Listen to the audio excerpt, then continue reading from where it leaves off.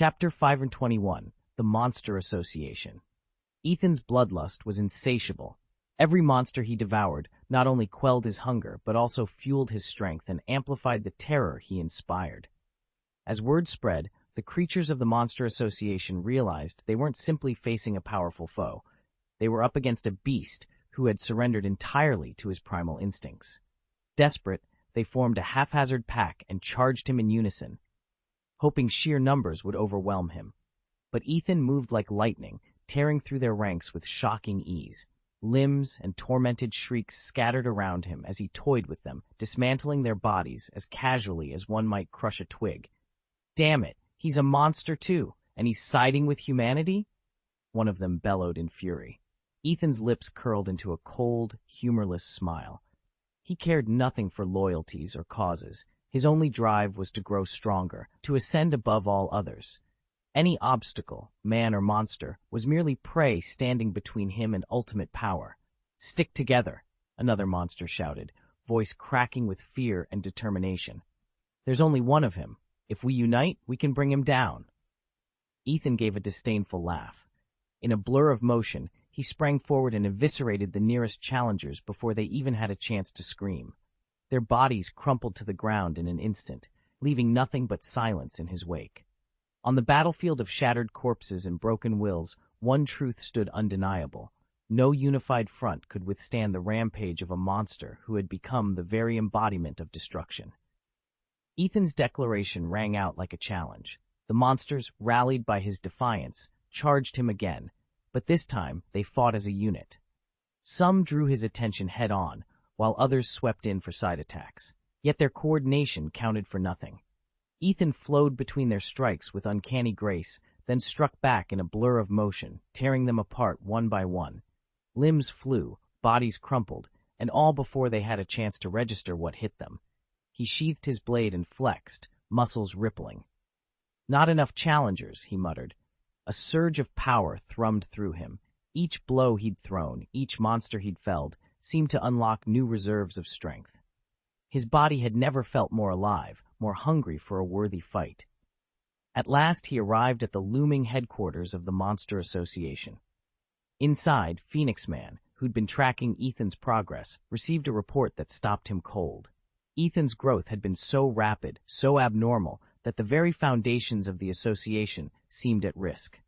Feathers bristling, Phoenix Man raced through the corridors to the central chamber, urgency in every beat of his wings. He burst before the great eye and gasped out his warning. "He's here, and he's unstoppable." Dayanyan leaned back in her chair, a slow smile spreading across her lips. "His talent really does exceed my expectations," she murmured, recalling the news of Ethan's latest breakthroughs. Even the enormous snake she'd raised hadn't grown this quickly. "He really is troublesome, showing up at my door like this, but no matter." She steepled her fingers, radiating confidence. The Monster Association was nothing to fear, especially the pawns they'd sent out to delay enemies. Ghost and tiger-level underlings made for a fine distraction, drawing attention away from their true heavy hitters. Dragon-level monsters like Elder Centipede and Hauji, not to mention the Sword Saint Society's own prodigy, Fukiri. And then there were Hauji, Meow Meow, Harakiri, and a handful of solo recruits, each one dragon-level talent in their own right. Their hidden headquarters lay beneath an abandoned street in Z City, its 9 entrances carefully concealed. When Ethan had broken in, he hadn't hesitated for a moment, straight toward the heart of their lair. Dayanyan watched the surveillance feeds, acknowledging the breach with a quiet chuckle. "Ethan," she said, amusement lacing her voice, "your confidence is admirable, but you've stepped right into our nest." Below street level, Ethan paused in a dimly lit corridor. He tapped his tablet, consulting the map he'd pieced together. "Route D9, he whispered, tracing a finger over the winding passages. 9 entryways, all linked by a labyrinth of tunnels. Each turn looked identical. One wrong step could land him miles off course. He squared his shoulders and moved on. If he could navigate these tunnels and reach the deepest vault, he'd strike a decisive blow against the Monster Association. Dayanyan might have underestimated him, but Ethan had never liked being underestimated. The subterranean network was laid out like a grim parody of a city grid. Each passage bore a letter, A, B, C, all the way to I, followed by a number, just as one might find Dabe East Road or Yihuan South Road on an urban map. Here and there, small, round hatches, manhole covers, served as hidden entrances and exits. "Running into Pochi down here? You've got the worst luck," Dianyan muttered, her voice echoing oddly in the confined space. Ethan led the way, with Garu close behind, as they descended into the earth. At last they emerged in a long, narrow tunnel whose walls were unnervingly smooth and uniform, as if someone had chiseled them by hand. Absolute silence pressed in around them, broken only by a slow, distant drip that rang like a metronome against stone. Ethan halted and swept his gaze through the dimness. His heart pounded, every nerve alert to the slightest movement. Then, without warning, clusters of pale lights blinked on in the darkness, like phantom headlights, casting a ghostly glow across the far wall. He leaned forward, curiosity warring with caution. A deafening roar exploded from the gloom, reverberating along the tunnel as though the rock itself quaked. Ethan stumbled backward, eyes widening. From the shadows lumbered a towering, primeval creature, its hulking frame slowly taking shape in the eerie light, every step shaking the ground beneath their feet. Ethan froze as the creature before him stepped into the moonlight. It was enormous and rippling with muscle, like a living, breathing hill. Its fur was coal-black, and 2 rows of eyes gleamed across its broad forehead like a cluster of headlights. They blinked and glowed, fixating on Ethan with a savage intensity that made his heart pound. "Impossible," he whispered. It looked dog-like at first glance, but this was no Lupin beast. It was Pochi, a dragon-class monster whose bulk and raw power were the stuff of legend.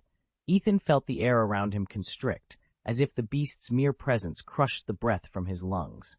He knew from the stories that Pochi possessed a nearly impenetrable hide and could unleash a devastating laser cannon blast from its jaws, abilities few dragon-class creatures could claim, not even the feared Hauji. Drawing in a steadying breath, Ethan steeled himself. Every muscle coiled like a drawn bowstring. He would need his wits and every ounce of strength if he hoped to survive this confrontation. But before he could make his move, the monster's cavernous mouth snapped open. Within its throat, a pulsing orb of crackling energy blossomed, bathing the clearing in an eerie, flickering light. Pochi was striking first. Ethan's eyes narrowed. There was no turning back now. He lunged to the side as the energy sphere hurled toward him, the beast's roar echoing through the trees. The battle had begun. The hungry wolf's eyes narrowed to slits as it sensed the surge of energy bearing down on it. Deep within Pochi's maw, a glowing orb of pure power swirled and grew, each heartbeat sending ripples of light across the corridor walls. A low, menacing buzz filled the air. Pochi's challenge. Alarmed, the wolf threw up an arm, bracing its flowing rock-shattering fist. It poured every ounce of strength into that punch, determined to deflect the oncoming blast. The moment the brilliant orb and the iron fist met, the tunnel erupted in a deafening explosion. Stone and dust flew in all directions as the walls convulsed, tearing open to reveal a massive crater. Seizing the split second before the shockwave hit, the wolf sprang aside, tumbling clear of the debris field. When the dust settled, the wolf lay panting, its heart pounding with fresh fear. Staring across the shattered passage at Pochi, it realized how close it had come. A fraction of a second's hesitation, and this fight would have been over, for good. Ethan froze as the lean, hungry wolf prowled before him. Moonlight caught the creature's yellow eyes as it let out a low snarl. "Humph," it sneered, baring jagged fangs. "This strange guild's watchdog is tougher than I thought." Chapter 522, Hard Fight. Pochi's maw opened impossibly wide, as if it intended to swallow the entire tunnel. Inside its throat, raw energy roiled like a volcano on the brink of eruption, scalding, relentless power. Opposite it, Ethan braced himself, every muscle coiled tight, every nerve alert. He knew that facing a creature like Pochi left him no margin for error. The narrow corridor became their arena. Ethan's rock-crushing fist spun out in gale-force strikes, each blow a hurricane of force. Pochi answered with crackling spheres of energy that exploded like thunderbolts. When their attacks met, the tunnel shook with ear-splitting detonations, sending dust and debris swirling in the dim light. Shadows danced on the jagged walls as neither fighter yielded. With each collision, Ethan felt the sheer brutality of Pochi's power. One false move here, and he'd be finished. Yet he refused to back down. He absorbed blast after blast, parrying the searing energy spheres with precise blocks and bone-shaking counters. Somewhere in the roar of battle, he found openings, swift jabs and powerful hooks aimed at Pochi's weak points. Blow by blow, Ethan chipped away at the beast's defenses, determined to emerge from this tunnel alive. Ethan's rock-smashing fist and Pochi's energy bombs collided deep inside the tunnel, creating a spectacular display of force that no one could tear their eyes away from. Each explosion rocked the passage, turning the once smooth corridor into a cloud of dust and falling debris. Visibility dropped to almost nothing, and through the choking haze, two figures emerged, both teetering on the brink of exhaustion. Time and again, Ethan's blows struck like thunder against Pochi's defenses, each punch brimming with raw power. Still, Pochi's guard held strong. Despite the fury of Ethan's assault, hardly a crack appeared in its shield. Frustration flared in the creature's eyes. With a roar that rattled the tunnel walls, Pochi opened its mouth wide and unleashed a massive wave of turbulent energy, a pulse so fierce it threatened to swallow the entire passage. Ethan felt the pressure like never before. He knew he had to go all out. Any hesitation now would mean being overwhelmed. Drawing a steadying breath, he let the air around his fists begin to hum with barely contained energy. Steeling himself, he prepared to meet Pochi's onslaught head-on. The sharp crack of tearing air echoed through the tunnel, whipping loose soil into swirling eddies. Ethan's fists glowed with a faint, otherworldly light as he drove them into Pochi's charging energy wave. Boom! The blast reverberated off the walls like a thunderclap, shaking the entire passageway. When the dust finally settled, Ethan narrowed his eyes at Pochi. The beast still stood unmoved, a living bulwark of muscle. Deep scratches scored its hide, but they were little more than surface marks, hardly enough to throw it off balance. Its eyes burned with feral hunger, as if it longed to tear Ethan apart. Pochi snarled in fury and unleashed a second energy wave, far larger and more potent than the first. Every ounce of its power condensed into that seething orb. Ethan sensed that if he didn't match this assault with everything he had, he'd gain nothing, and only risked being destroyed. He tightened his stance, steadying his breath. Now there was no turning back. Ethan drew in a steady breath, centering himself. He fixed his gaze on Pochi. Every muscle coiled as if he were about to unleash his full strength. His knuckles were white around his clenched fists. His feet planted firmly, he felt one with the earth beneath him. He refused to be cowed by Pochi's overwhelming energy. He had to stay composed, unwavering. Then Ethan struck. His fist crashed into the torrent of Pochi's power with an earth-shaking roar. The tunnel quaked. Dust and pebbles rattled loose as a deafening shockwave burst outward, the two opposing forces canceling each other in a thunderous clash. Yet Ethan held his ground. Without pause, he summoned his flowing rock, crushing fist at full intensity, unleashing a relentless barrage of blows. Each punch hammered at Pochi like a storm, probing for the slightest weakness, because Ethan knew that only by keeping up the pressure could he hope to find the opening that would turn the tide in his favor. Ethan's speed was so extraordinary that even Bang would have struggled to keep up. Rather than meet Pochi's energy blasts head-on or try to tank them, he chose to evade. With the perfected flowing rock crushing fist, Pochi's shots rarely found their mark, until the beast decided to adapt. Pochi hurled its blood-smeared jaws open and unleashed a torrent of energy spheres, each one streaking forward like a fiery meteor with a blazing tail. Their radiance carved brilliant arcs through the tunnel, turning shadowed walls into flickering, molten gold. Every orb throbbed with raw, destructive power as though it intended to obliterate Ethan the moment it struck. Ethan's pupils constricted at the display. He hadn't expected Pochi to so suddenly shift tactics, and certainly not to unleash such a deadly barrage. He darted, pivoted, and rolled, striving to slip between the incoming projectiles. But the onslaught was overwhelming. There were simply too many balls of searing energy to dodge perfectly. Boom, boom, boom. The tunnel reverberated with each impact as Pochi's energy bombs rained down like a merciless storm. Every explosion rocked the ground beneath Ethan's feet, shockwaves rippling outward and throwing up showers of debris. Each orb detonated like a miniature bomb, unleashing a surge of force that threatened to crush him if he couldn't find an opening, and fast. They bombarded Garu's body with energy bombs.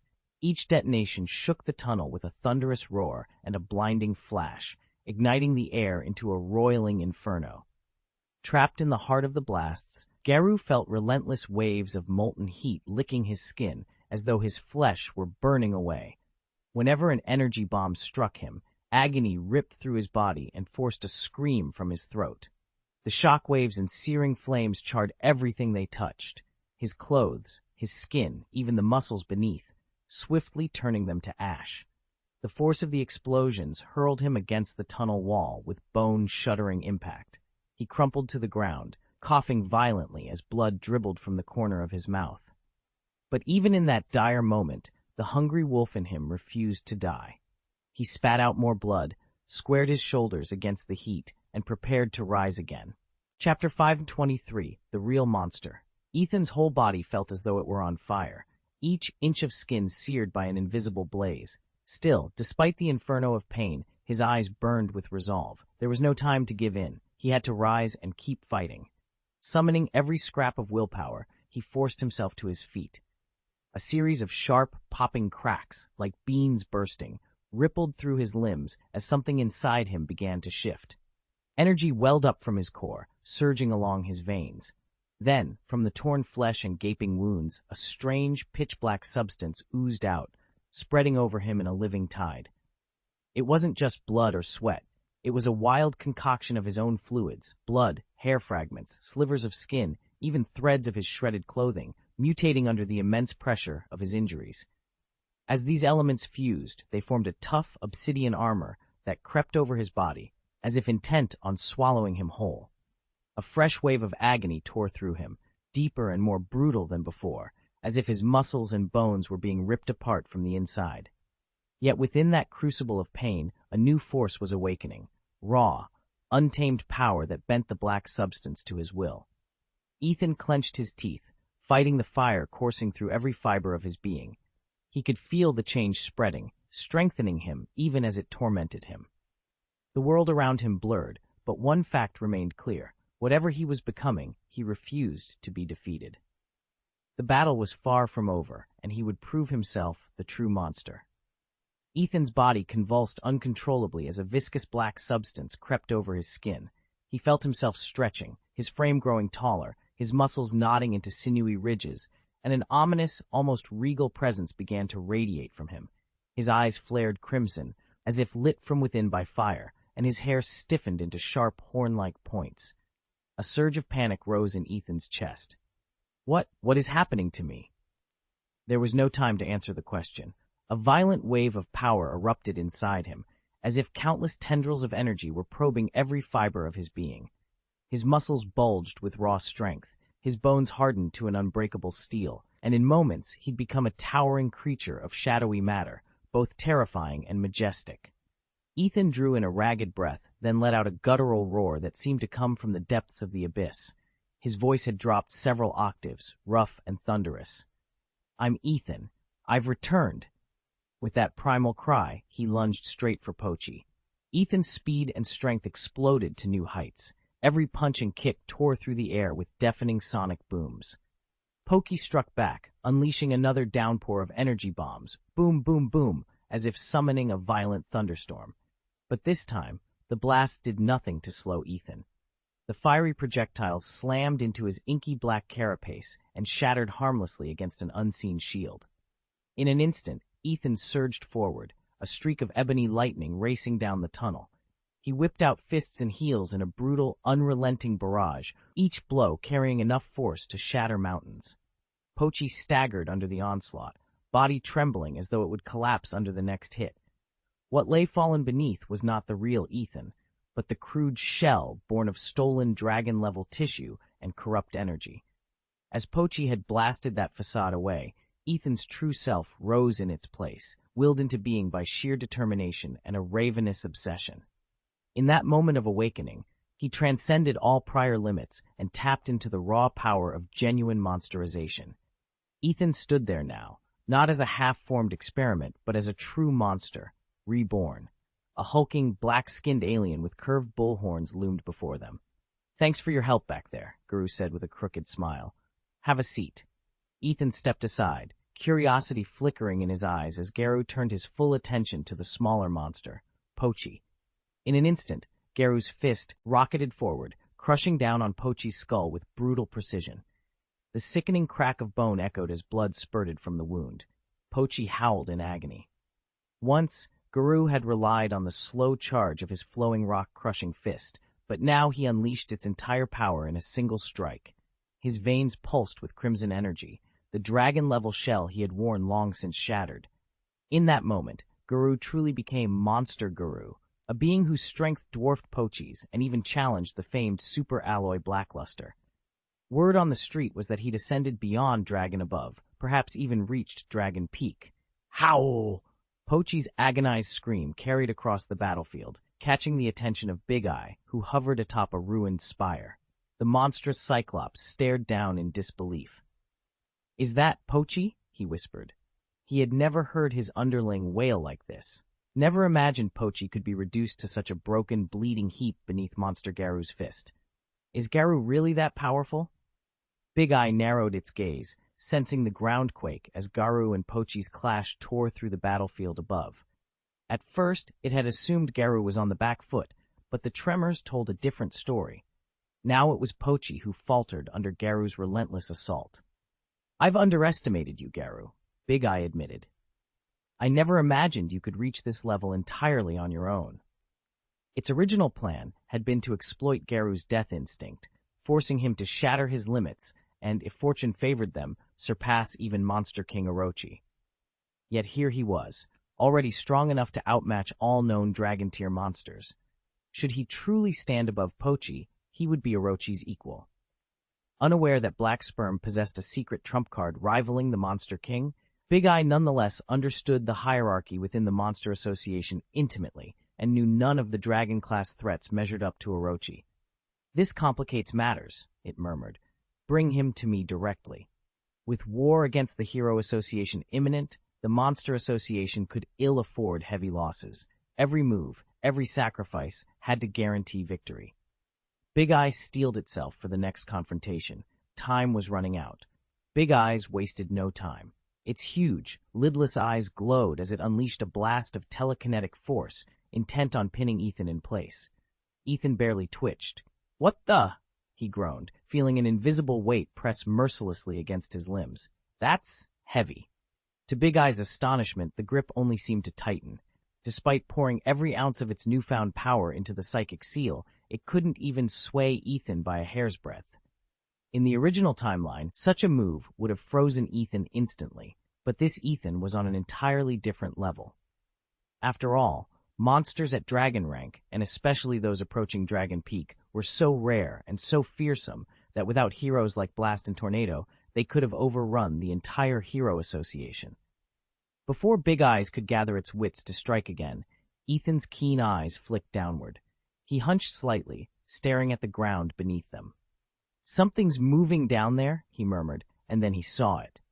Chapter 524, Battle at the Dragon Level. Ethan found himself trapped in the pitch-black depths of the underground, powerless as the ravenous wolf pinned him in place. He had convinced himself that buried thousands of meters beneath the earth, no beast, no matter how ferocious, could endanger him. He was wrong. With a deafening crack, the wolf's massive paw slammed through the cavern ceiling, shattering stone and sending Ethan sprawling onto the rocky floor.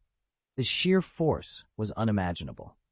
Drawing on both its raw strength and the refined technique known as the flowing water shattering fist, the wolf didn't unleash a broad concussive blast. Instead, it focused every ounce of power onto a single point, driving its paw through the earth like a high-precision drill. Where its attacks had once been broad and flashlight bright, they were now as intense and deadly as a laser beam, unyielding, compact, and infinitely more destructive. Boom! A jagged hole yawned overhead where solid rock used to be. Ethan's heart pounded as he stared up at that chasm in the ceiling, his mind racing to find a way out before the wolf struck again. Ethan realized he could no longer afford to underestimate his quarry. His opponent's strength and skill had soared to a level beyond anything he'd ever imagined. In a heartbeat, Ethan blurred through floor after floor of the Monster Association's stronghold and materialized in its deepest chamber. His speed was so overwhelming that the session's host, known only as the Great Evil Eye, hardly had time to react. Ethan landed lightly and swept his gaze across the room. Every surface bristled with strange, disembodied eyes. Optical and telekinetic amplifiers the Great Evil Eye had cultivated, functioning like a network of antennas and relay stations. The effect was eerie, as if the chamber itself were watching his every move. At the center of it all, lounging on a massive cushion fashioned from the same alien shell material as the walls, sat the Great Evil Eye. His bloated form sank into the seat, his overarching presence amplified by the countless lenses trained on Ethan. A cold smile curved Ethan's lips. "So you're the one who attacked me back there," he said, voice low and mocking. "With all those eyes staring down on me, I half expected you to be more sophisticated than a street thug." The Great Evil Eye's pupils narrowed in irritation. Its rumbling voice echoed through the room. "I never thought you'd crash into the Monster Association's inner sanctum by sheer accident," it taunted. "How fortunate for you, though I doubt your luck will hold out for long." Ethan's eyes blazed with defiance as he squared his shoulders.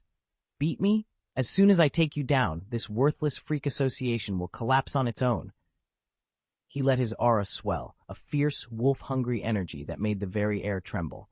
Even the Great Eye, a colossal single red orb that hovered motionless on its dark throne, tightened in response as if sensing a rival's challenge. Yet it remained perfectly still, its crimson iris unhurried. "Ha-ha!" the Eye rasped, its tone laced with amusement. "You're arrogant, Ethan. Far too arrogant." Ethan didn't flinch. He watched every twitch of the Eye's tendrils, flexing the sinews in his arms as he prepared to strike.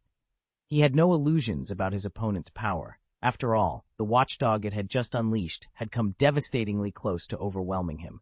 But this Eye was the mastermind behind every oddball in the association. If he could break its core, the rest would crumble like glass. "Then show me how wrong I am," he said, voice low and steady. Before either combatant could make a move, a new voice cut through the tension, crisp, commanding. "Orochi, it's your turn." Ethan's heart stuttered as a surge of arcane energy radiated from the figure standing beside the Eye, Dajenyan, the great emperor himself. The telekinetic blast Ethan had brushed off moments ago fizzled in comparison to this gathering power. In that instant, Ethan realized he was facing not one but two formidable adversa, rise, and that the real battle was only just beginning. Ethan's instincts flared to life. His heart pounded, his skin went numb, and 1,000 tiny pins jabbed at his nerves. Danger was coming. He could feel it in every fiber of his being. "What's happening?" he whispered. He swept his gaze around the chamber, searching for threats. The cracked stone floor drew his attention, and then it exploded. Black, slimy tentacles burst upward, lashing toward him with terrifying speed. Ethan leapt back, but one of the writhing limbs lashed around his ankle, yanking him off balance. In an instant, the floor beneath him shattered, sending chunks of masonry tumbling as more tentacles ensnared him. With a fierce snarl, Ethan drew his blade and sliced through the coiling appendages. The sinewy limbs snapped apart, spraying debris across the collapsing room. Great Zheng stumbled backward at the sudden eruption, and Monster King Orochi's roar of alarm echoed off the walls. "Found you," Ethan growled, pain and exhilaration mixing in his voice. He vaulted through the breach in the wall and emerged into a vast, open arena. High stone stands formed a perfect circle around him, ringed by arched galleries that resembled the ancient Colosseum. Torches flickered in sconces, casting long shadows across the sand-floored pit. And there, seated atop the highest tier, was the true enemy, a gargantuan creature whose crown of writhing, hair-like tentacles shimmered in the torchlight. Its eyes, cold and unblinking, fixed on Ethan, as if daring him to make the next move. Ethan stood at the center of the ruined courtyard, his crimson cloak billowing around him like a living shadow. Before him towered the Monster King Orochi, a grotesque colossus whose stony, mask-like face was furrowed with deep cracks and pockmarks. Dozens of writhing snakeheads formed its massive torso, each one poised to strike. Even seated, it rose tens of meters into the air. If it stood, No one could guess how high it would loom. Its legs were buried within the shattered wall behind it, as though the beast had simply sunk its feet into the ground like an immense, unholy tree. High on a makeshift dais sat the great Emperor Dazong, draped in imperial silks of midnight blue. He regarded Ethan with a cool, calculating stare. "Orochi," he called, his voice echoing through the courtyard. "Spare him if you can. He still serves a purpose for us." Before the Emperor could finish, Ethan vanished. One moment he was standing defiantly before Orochi. The next, he had melted into thin air. The Monster King's reptilian eyes narrowed, slitted like a predator's. With a hissing roar, one of its python-thick tentacles whipped forward in a brutal lunge, but Ethan was already gone. The tentacle struck only empty air, then recoiled and reared back before lashing out again in a wide, sweeping arc. Its speed was astonishing, yet still, it failed to catch him. From somewhere beyond the beast's reach, Ethan's quiet laughter rang out. "Is that the best you've got?" he taunted, his voice both distant and near. Tentacles wreathed like serpents in a pit, turning and striking relentlessly, but each time Ethan dodged with uncanny grace. He slipped between gaps in the monster's defenses, his every movement precise and controlled. The roar of stone on stone filled the night as Orochi grew more furious by the second, and all the while the great Emperor simply watched, his expression unreadable. In that shattered courtyard, a quiet duel began, pitting Ethan's shadow-like speed against the raw, crushing power of the Monster King. And somewhere deep in the dark, Ethan knew this was only the first move in a far grander game. Ethan shifted with breathtaking agility, darting and weaving at a speed the ravenous wolf hadn't expected. In a desperate strike, the wolf lashed out and gripped one of the writhing tentacles sprouting from Ethan's scalp, hair transformed by dark evolution into sinuous prehensile arms that could stretch or stiffen at will. With a cruel sneer, the wolf chopped the tentacle clean off. Undeterred, more of Orochi's serpent-like appendages surged forward, but Ethan met them without flinching. "No matter how great your power," he jeered, "you lack the presence that makes others tremble. You will never wear the crown of monsters. I will crush you and seize the throne for myself." He flung the severed tentacle aside, planted his feet, and drove a thunderous kick into the wolf's chest. The impact sent shockwaves rippling through the chamber, rattling the very foundations of the room that housed the monstrous eye. Winds roared around him as Ethan lunged, fists crackling with raw energy. "Let me teach you the meaning of true fear," he bellowed. Across the ruined floor, the Monster King Orochi's mighty head reared back, eyes gleaming with a new, unsettling light.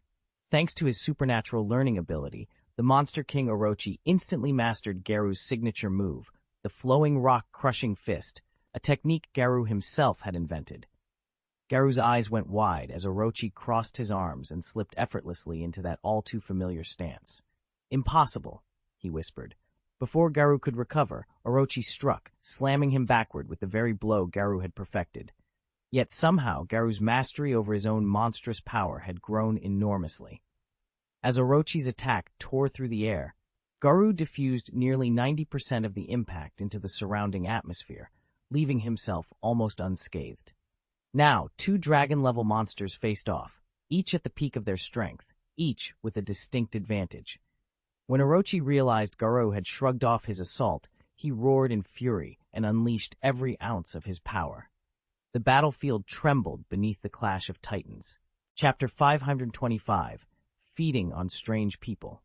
Ethan's heart pounded as he watched the Monster King snake undergo a grotesque metamorphosis. Those intricate, rune-like lines crisscrossing its scales suddenly seemed to come alive, each one twisting and writhed like a river of living light. Gradually, the ridges swelled, as though something inside was straining to break free from its shell. Then, in a shocking instant, the bulging lines sprouted into dozens of small dragon-like creatures.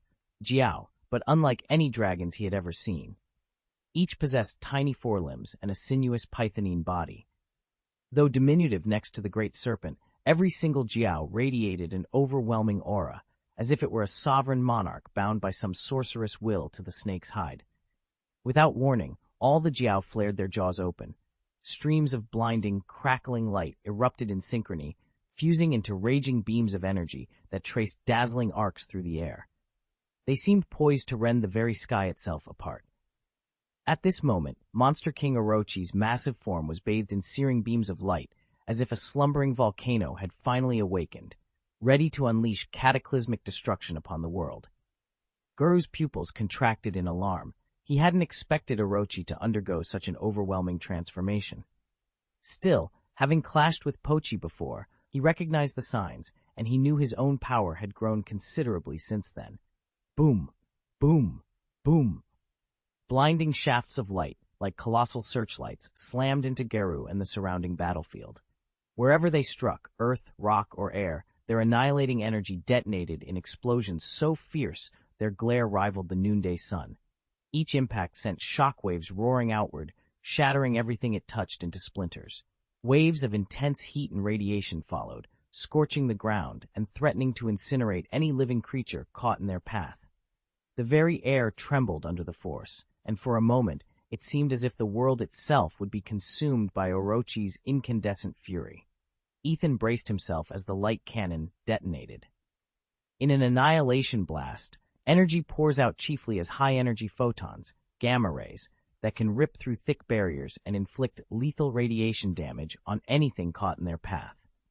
Most warriors would have been reduced to ash by now, but Ethan's years of combat had honed both his strength and reflexes to a razor's edge. He slipped through the cascade of searing light with lithe, precise movements, emerging from the smoke with only singed edges on his armor. The Monster King's snake, far from deterred, seized the momentary haze obscuring Ethan's senses. From its scaled crown, dozens of hair-fine spikes launched forward in a low, whistling roar. Each filament gleamed with penetrating force, sharp enough to pierce solid stone. But just as the quills closed in, Ethan vanished. In a heartbeat, he reappeared behind King Snake, having blinked through the gap in the dragon-guarded barricade. With his momentum unbroken, Ethan lunged, every fiber of his being primed for the next strike. The battlefield's fury raged on around them, but in that suspended moment, hunter and hunted faced off once more. Ethan vaulted from dragon to dragon, using their writhing bodies as springboards until he landed atop the Monster King Snake's skull. With barely a moment's hesitation, he lashed out in a tomahawk kick, swift and brutal, like a bolt of lightning cleaving the night. The impact rocked the great serpent as though a mountain had smashed into its head. Its colossal form, easily dozens of meters long, shuddered under the blow, wavering on the brink of collapse. Yet even that savage strike couldn't fell the Monster King's snake. Gathering its strength, it coiled tighter and struck back. Tiny drakes clustered along its scales unleashed a storm of luminous projectiles, bright, darting bullets that spat from their mouths like a rapid-fire cannon. Each shot hurtled through the air with unpredictable arcs. Boom, boom, boom. Explosion echoed across the battlefield, but Ethan was already in motion. He twisted through the barrage, dodging left and right as the searing light bullets whipped past him. United fierce by adrenaline, he prepared for his next move against the wounded but still dangerous serpent. Monster King Orochi had never faced an opponent like this before. With a roar, he swung both fists in a devastating double strike, raw power that could tear the earth itself apart. His attacks outpaced even his fastest energy blasts, and Guru struggled to react in time. Yet Guru wasn't so easily overwhelmed. With a deft twist of his body, he parried Orochi's strike, channeling just enough strength to deflect the blow. Orochi responded instantly, shifting into his flowing water technique and flowing straight into another assault. At once their fists, one massive, the other lithe, collided and separated in a blur of motion. Each impact sent shockwaves rippling through the landscape. Peaks crumbled, fissures spider-webbed across the ground, and the very earth trembled beneath them. Several miles away, a bald man paused mid-push-up.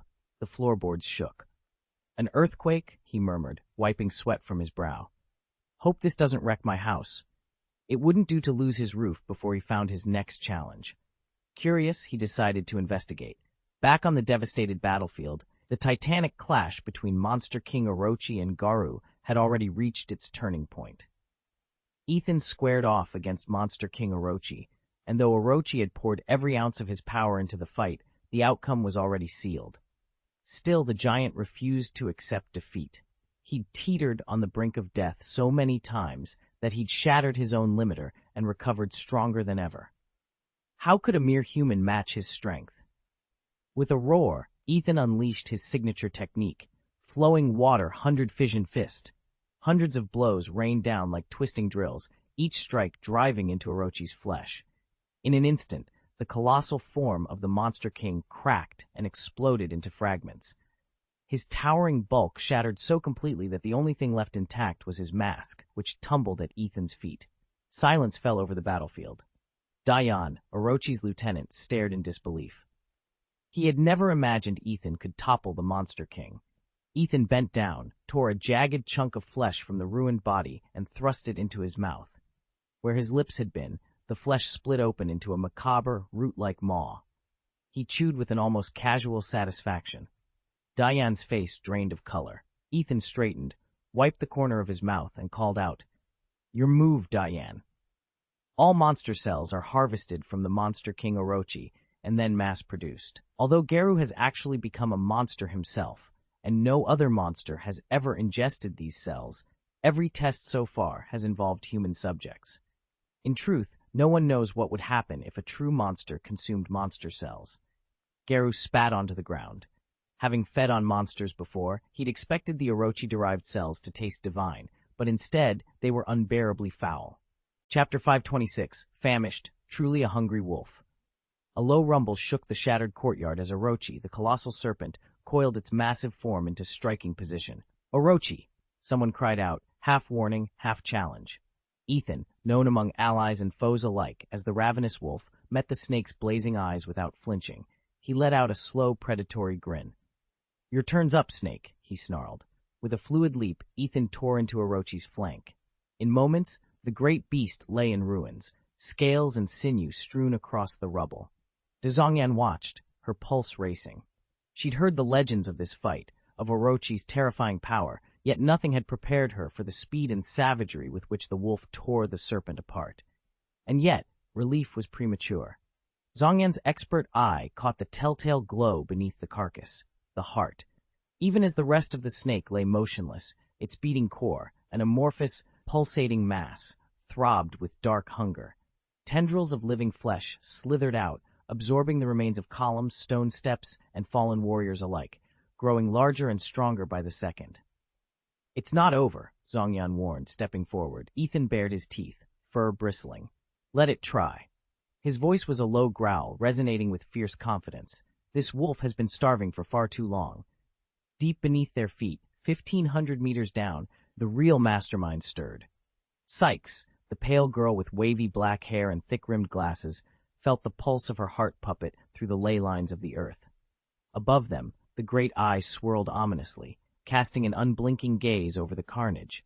Sykes' distant laughter drifted upward, a promise of chaos to come.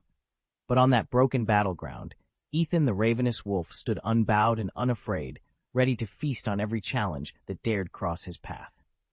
Ethan's power went beyond mere strength. He could merge with other creatures and share their very consciousness. Moments ago, he had torn his enemies' eyes from their sockets and devoured the flesh with savage efficiency. The taste was foul, but Ethan scarcely cared. Within the association of the strange, monstrosities like him were the norm. Already, his body was shifting again. He hadn't yet become a full demon wolf, only a grotesque, half-mutated form, but the transformation loomed. Every dragon-level prey he consumed, especially a behemoth like Monster King Orochi, accelerated his mutation. Even in victory, Ethan felt Orochi's lingering power coursing through him. Orochi's true final form was nothing short of apocalyptic. When the mask concealing his face was ripped away, a writhing mass of tentacles emerged, twisting around a misshapen skull. His elongated, centipede-like body bristled with countless wriggling limbs. By siphoning energy from the Earth itself, he could warp the planet's core, triggering massive earthquakes and volcanic eruptions. Only someone like Saitama, the one who simply is, could stand against such force. But Ethan had his own edge. He never hesitated. Where time is wasted, hunger grows. And Ethan's appetite for power, for conquest, for the next transformation would not be denied. Ethan didn't give the Monster King Orochi a chance to absorb more energy. As Orochi's black tendrils reached out for the cavern's ley lines, Ethan lunged in, shattering the ritual with a single thunderous strike. All around him, the underground city the weird association once called home was erupting into chaos. Ancient stone corridors and grand halls now echoed with the snarls of wild beasts as they poured through breached gates, turning every shadow into a hunting ground. Among those creatures, none were more fearsome than Ethan himself, known in whispered legends as the Hungry Wolf. Even the Heroes Association had once regarded him as a dire threat. His recent clash with Orochi had triggered a new phase of evolution, a primal, unquenchable hunger that roared through his veins like wildfire. Gone was any semblance of restraint or purpose beyond the next kill. Where before he had sought to test his strength or challenge the strong, now he moved with a single, savage aim to consume everything in his path. He stalked the winding passages like a living weapon. Muscles rippled beneath fur matted with dust and blood, and the twin pistols strapped to his waist mumbled final farewells to their targets. Every shot rang out with mechanical precision. Every fang and claw found its mark. Aberrations of every shape and size, twisted, lurching forms that once terrorized noble heroes, now fled before him like lambs to the slaughter. Their screams bounced off the stone walls, mingling with Ethan's low, feral growls. In the Undercity's flickering torchlight, it looked for all the world as if the corridors themselves had become his banquet hall, and every mad creature a delicacy waiting to be devoured. Ethan surveyed the scene before him, and couldn't help but let out a low sigh. Hungry Wolf had never been a more fitting name. He was no longer merely a skilled fighter. He had become a true killing machine. Deep in the winding tunnels of the underground city, his chase continued unabated. The strange creatures he pursued shrieked in terror, but their cries fell on deaf ears. All Ethan felt was the relentless pang of hunger and the surging power coursing through his veins. Without warning, a jet of water exploded from the wall. Ethan dropped into a roll, narrowly avoiding the full blast as the torrent ripped through stone and earth, carving a yawning pit in its wake. At the heart of the maelstrom hovered his target, a pulsating sphere of liquid. Two luminescent orbs drifted inside it like watchful eyes. Ethan recognized it instantly, a core of evil natural water, a dragon-tier disaster entity. It fed on murderous intent. The more bloodlust he harbored, the stronger it would grow. Its primary weapon was a high-pressure water cannon, and it could siphon moisture from the air to replenish itself, all but defying physics. Only by shattering its core could it be destroyed. Ethan's gaze hardened. His hunger flared brighter than ever. It was time to finish this. Ethan stared at the swirling water before him, every daunting his parched throat. The fierce battle had drained him of energy, and though he'd sipped the enemy's blood in desperation, its thick, metallic tang could never match the crisp sweetness of a mountain spring. He felt each cell cry out for moisture, longing for the cool relief he once took for granted. The sentient current before him, evil natural water, recognized the wolf's hunger and his murderous intent. In a surge of anger, it writhed and hissed, condensing itself into dozens of high-pressure streams that lashed toward him like a torrential downpour. But Ethan's instincts were razor-sharp. He slipped and weaved around every jet as if he were one with the liquid itself, each dodge as precise as a dance step. No matter how the torrents twisted and turned, he always found the perfect path through. Frustrated by his prey's agility, the water spirit roared. Its assault grew fiercer. Ever denser jets and crushing water cannons rained down in an effort to overwhelm him. The roaring pressure pressed in on all sides, threatening to drag him under. Yet Ethan's amber eyes gleamed with determination. He tightened his shoulders, coiling like a spring, waiting for the moment when he could turn the tide back in his favor. Ethan moved through the water like a fish, perfectly at home in this liquid realm. Drawing on his intimate mastery of currents, he effortlessly deflected every attack, each parry and counterflow as graceful as a dancer's step. In this unconscious wolf state, the strongest form in the remastered version, he relied purely on instinct, honed by countless encounters with roaring waterfalls to outmaneuver the malicious water entity. At last, Ethan detected the smallest flaw in its defense and struck, plunging into the creature's heart. The evil water, certain it could drown him in its endless depths, surged inward to crush his lungs and smother him. But Ethan refused to be suffocated. At the crucial moment, he reared back, opened his jaws, and unleashed a ferocious inhalation. A powerful suction poured from his mouth, carving out a tight, spinning vortex that began to draw the malevolent currents, body and all, toward his waiting maw.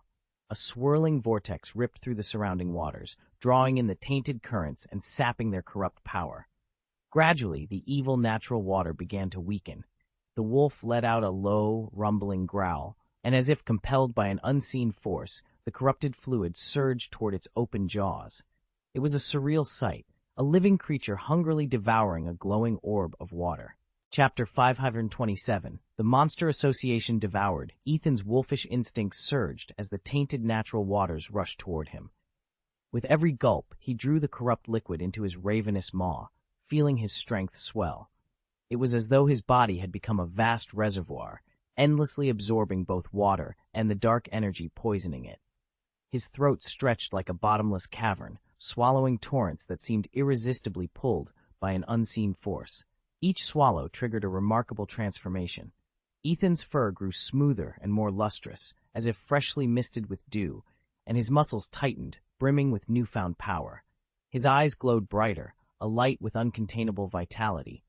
In devouring the waters, he wasn't merely drinking, he was stripping away their malevolence and integrating that stolen force into himself. The evil current writhed in terror. Its once ominous power was being siphoned away, bit by bit, until its very existence seemed to vanish. Fear and despair washed over it as it realized the hungry wolf before it was unstoppable, and that it, too, would soon be nothing more than a memory. Ethan watched the last swirling tendrils of the tainted water writhe helplessly before being drawn completely into his mouth. It thrashed and struggled, trying in vain to escape, but with each gulp, the foul liquid vanished, absorbed into his body.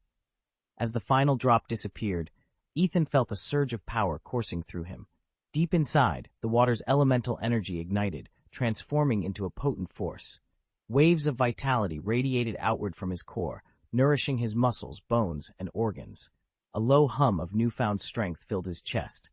Unseen in the shadows nearby, a single fragment of an uncanny creature bore witness to the scene. Its body was jet black, its face a stark white mask, framed by a single, wreathing tentacle atop its head. This was black sperm, or rather, one fragment of the creature known by that name. Despite its diminutive size, it was a dragon-level monster, capable of multiplying itself and growing stronger by absorbing protein from its surroundings.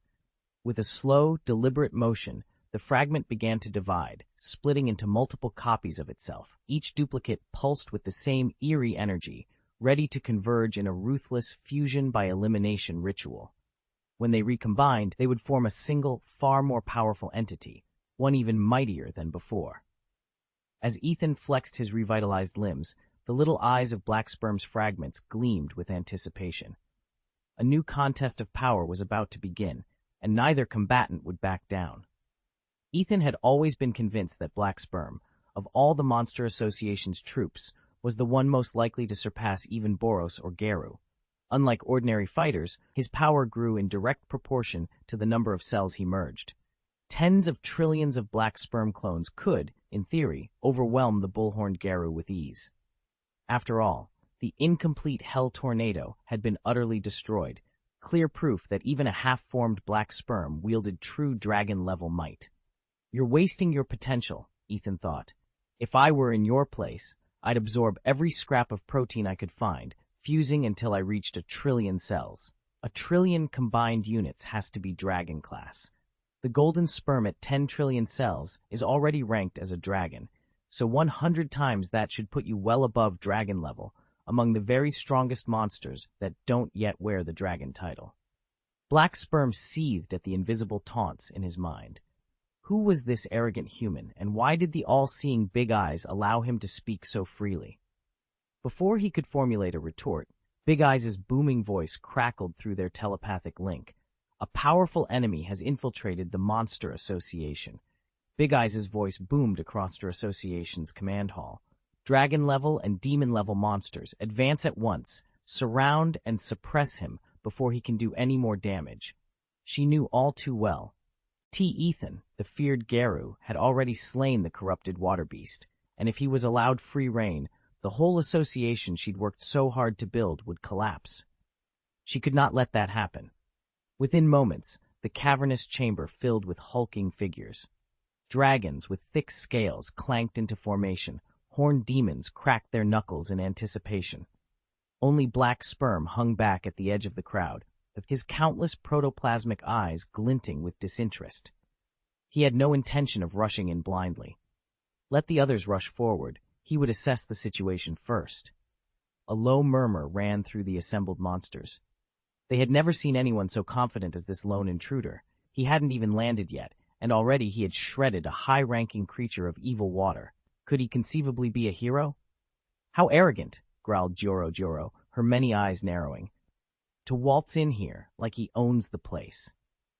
He did kill that water monster, pointed out a bulkier demon, wings rustling. And he didn't even break a sweat. A middle-aged dragon with a weathered crown and a tattered cloak stepped forward. His long hair and beard framed a gaunt, impassive face.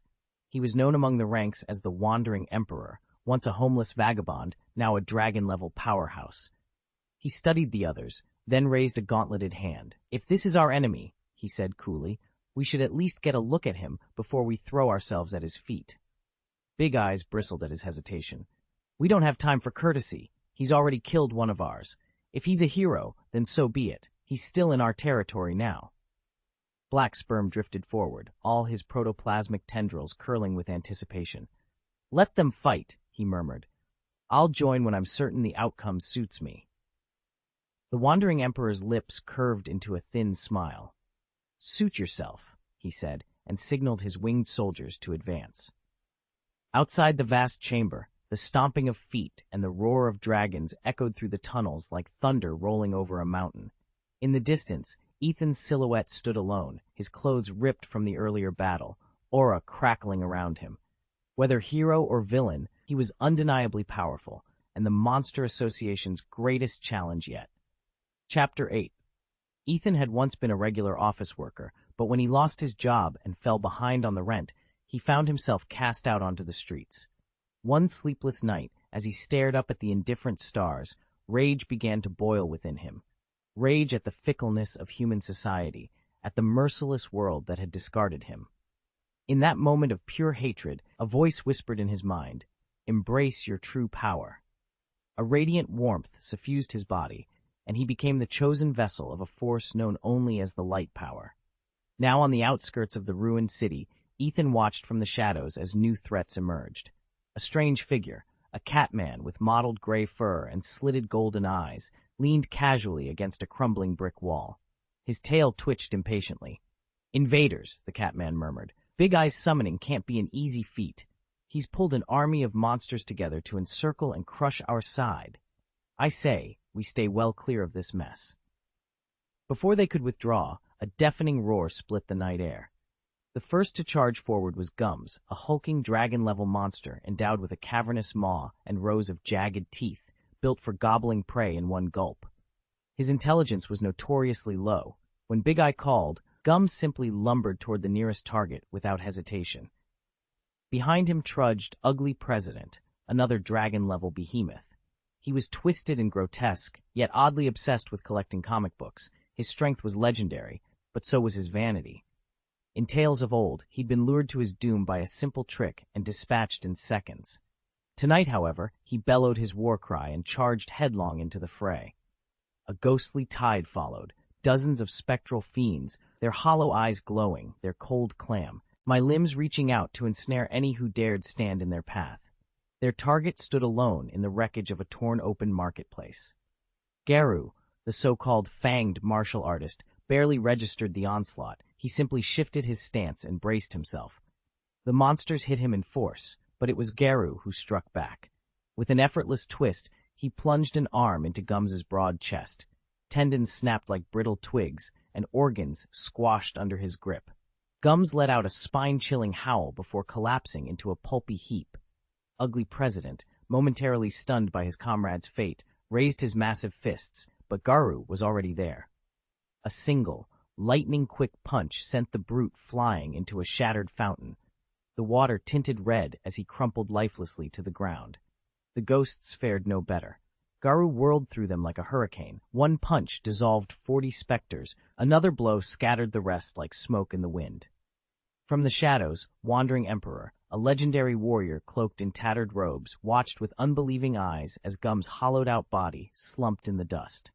Beside him, Ethan felt his newfound light power pulse with anticipation. This was only the beginning. Soon the world would tremble at his wrath. After being swallowed by Garou, the ugly president somehow re-emerged and hurled himself back into the fray. At the same moment, the Wandering Emperor launched his brilliant aura against Garou's flank, but neither the Emperor's blinding light nor the grotesque powers of the ugly president even fazed him. In one swift motion, Garou seized the ugly president, ripped off his head, and casually tossed the body aside. Then, with a single backhand, he sent the Wandering Emperor hurtling into the arena wall, shattering him into lifeless fragments. Garou paid no mind to the demon-level creatures strewn across the ground. He devoured half of them on the spot and discarded the rest, treating demon-class prey like refuse. High above, the Eye Lord's great eyes focused their will on the Monster King Orochi, commanding him to swallow every scrap Garou found unworthy. Unlike in the original timeline, Orochi's limbs remained intact, untainted by Saitama's infamous strike, so he regenerated with astonishing speed. As he absorbed the remains of countless beasts, his power swelled anew. Now fully revitalized, Orochi slithered up to Sakusu, ravenous for her essence. But Sakusu had long guarded against the Beast King's hunger. She unleashed concealed wards and hidden seals rather than submit to fusion. She knew that, even if merging with Orochi might be the only way to defeat Garou, the price of such an alliance would be far too steep. Once Sykes managed to wrest control of the serpent back, she sprinted for her life. Thankfully, her speed carried her beyond the range of Garou's looming transformation. By the time he finished devouring wave after wave of monsters, he had fully morphed into the fearsome Devil Garou. Chapter 5 and 28, The Birth of the Devil Wolf. Ethan's heart hammered in his chest as he gazed upon Garou's latest transformation. Gone was the lean, scarred martial artist he'd known. Now its head had reshaped into a snarling wolf skull, black fur bristling around jagged fangs. It devoured monsters by the dozen, assimilating their flesh and strength until its armor no longer clung to flesh, but fused into a beastly helm worthy of legend. The result was eerily reminiscent of Guts' berserker armor, but twisted and sharpened by Garou's own feral hunger. Even more terrifying, this was only his first full monstrous form. Bull-like horns spiraled from his brow, each as thick as Ethan's forearm, curving upward like a demon's crown. In this incarnation, Garou's power soared to god-tier levels. His speed blurred the eye, his blows shattered reinforced concrete, and his defenses shrugged off even the strongest blasts. A squad of S-class heroes could not land a single hit before being tossed aside like ragdolls. Somehow, Garou retained every scrap of his indomitable will. The monsterization had failed to erode his mind. He still moved with surgical precision, weaving the self-taught martial arts style that had already pushed Saitama to take the fight seriously. Against lesser foes, this form would be unstoppable. Even so, Saitama acknowledged the threat and shifted into full serious mode.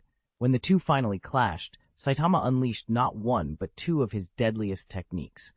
First, he upended an enormous table, stone, steel, and rubble, flinging Garou and a chunk of the arena floor high into the air, creating the perfect void to contain his destruction. As they hung between sky and earth, Saitama delivered his second devastating assault, a relentless two-handed rapid punch flurry that hammered into Garou's wolfish maw. The impact shook the heavens, and for an instant, the devil wolf faltered, shattered armor clattering to the ground, proving that even this new, monstrous Garou had finally met an equal. In Saitama's repertoire of standard attacks, the consecutive normal punch stands supreme. Boros was gravely wounded by even a one-handed barrage, so imagining the devastation of a two-handed assault is easy. Yet Garou, in his horned form, managed to endure Saitama's relentless blows. His raw strength and speed couldn't match Saitama's, but his martial arts mastery allowed him to dissipate some of the impact. Still, surviving those punches left Garou unsettled. Saitama's power simply defied all reason. Locked in by the belief that only an unreasonable opponent could truly challenge him, Garou shattered his own limits and transformed into Demon Garou. In this new form, his physical strength soared, but it came at a cost. His speed, technique, and tactical awareness all diminished in exchange for sheer, overwhelming might. Even that considerable boost proved insufficient. With a single, earth-shattering headbutt, Saitama smashed through most of Garou's defenses, stripping him of any remaining strength. Demon Garou's newfound power crumbled, glaringly outmatched by the unbelievable force of Saitama's punch. In the original story, Demon Garou is actually weaker than he was in his bullhorn form. When he still wore the bullhorns, Garou had a clear goal. He wanted to become the strongest monster. But by the time he transformed into Demon Garou, his master had shaken him to the core, leading him far from his true purpose. Under that influence, Garou convinced himself that the more he degenerated, the stronger he'd become. It was a costly delusion. At this point, he was even questioning what he really wanted. He'd come to believe that shedding every last trace of humanity would make him invincible, ironically, the exact opposite of his original dream of becoming the ultimate hero. Even Saitama pointed out that Garou's new power scale had actually declined. Saitama remains the unchallenged benchmark, and there's no need to doubt it. Yet, despite all the missteps and warped ambitions, Demon Garou stands today as the most formidable version of himself. Putting aside the outlandish cosmic wolf concept, he has absorbed the life force of multiple dragon tier and even higher monsters, along with countless ghost-class foes. All that raw energy, fused with the purity of his martial arts mastery, has coalesced into one terrifying form, the Demon Wolf. Ethan hovered at the edge of the ruined clearing, eyes narrowed in anticipation. Its time is death. Ahead of them, the Demon Wolf lay coiled among shattered stones. Every breath he exhaled trembled with unbridled savagery, an aura so violent it seemed poised to devour the very air around him. From that single furious exhalation, Esdeath could sense just how formidable this beast truly was. At her silent appraisal, the Demon Wolf's obsidian eyes snapped open. He lifted his massive head, locking onto Esdeath with a gaze as deep and dark as an abyss. "Hero?" he rumbled, lips curling back to reveal a jagged row of teeth. The cruel intellect behind that grin set Esdeath's pulse stirring, not with fear, but with keen interest. She descended as gracefully as falling snow, landing lightly on the cracked earth. Not a wisp of dust rose to betray her presence. Tilting her head, she met the wolf's challenge unflinchingly. "I'm no hero," she replied softly, "but you've certainly caught my attention." A low, curious growl rolled from the wolf's throat. "Superpower?" he sneered, then vanished in a blur of motion. In the next heartbeat, he reappeared mere yards away, paw striking the ground with such force it sent a shockwave through the air.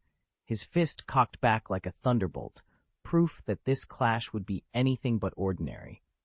"Execute evil. Spread fear." Esdeath's eyes blazed as she launched herself forward, her fist cutting through the air without a hint of hesitation. The Devil Wolf's brows shot up. She actually saw my attack coming? But spotting it changes nothing when there's such a chasm between us. Crack!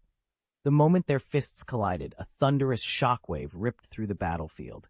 Sand and stone erupted skyward in a swirling storm. For a heartbeat, all color and sound vanished, leaving only the two warriors locked in violent contact. Surprise flickered across the wolf's face. He had assumed his speed would blur into the realm of the unseen, yet Esdeath met him blow for blow with uncanny precision.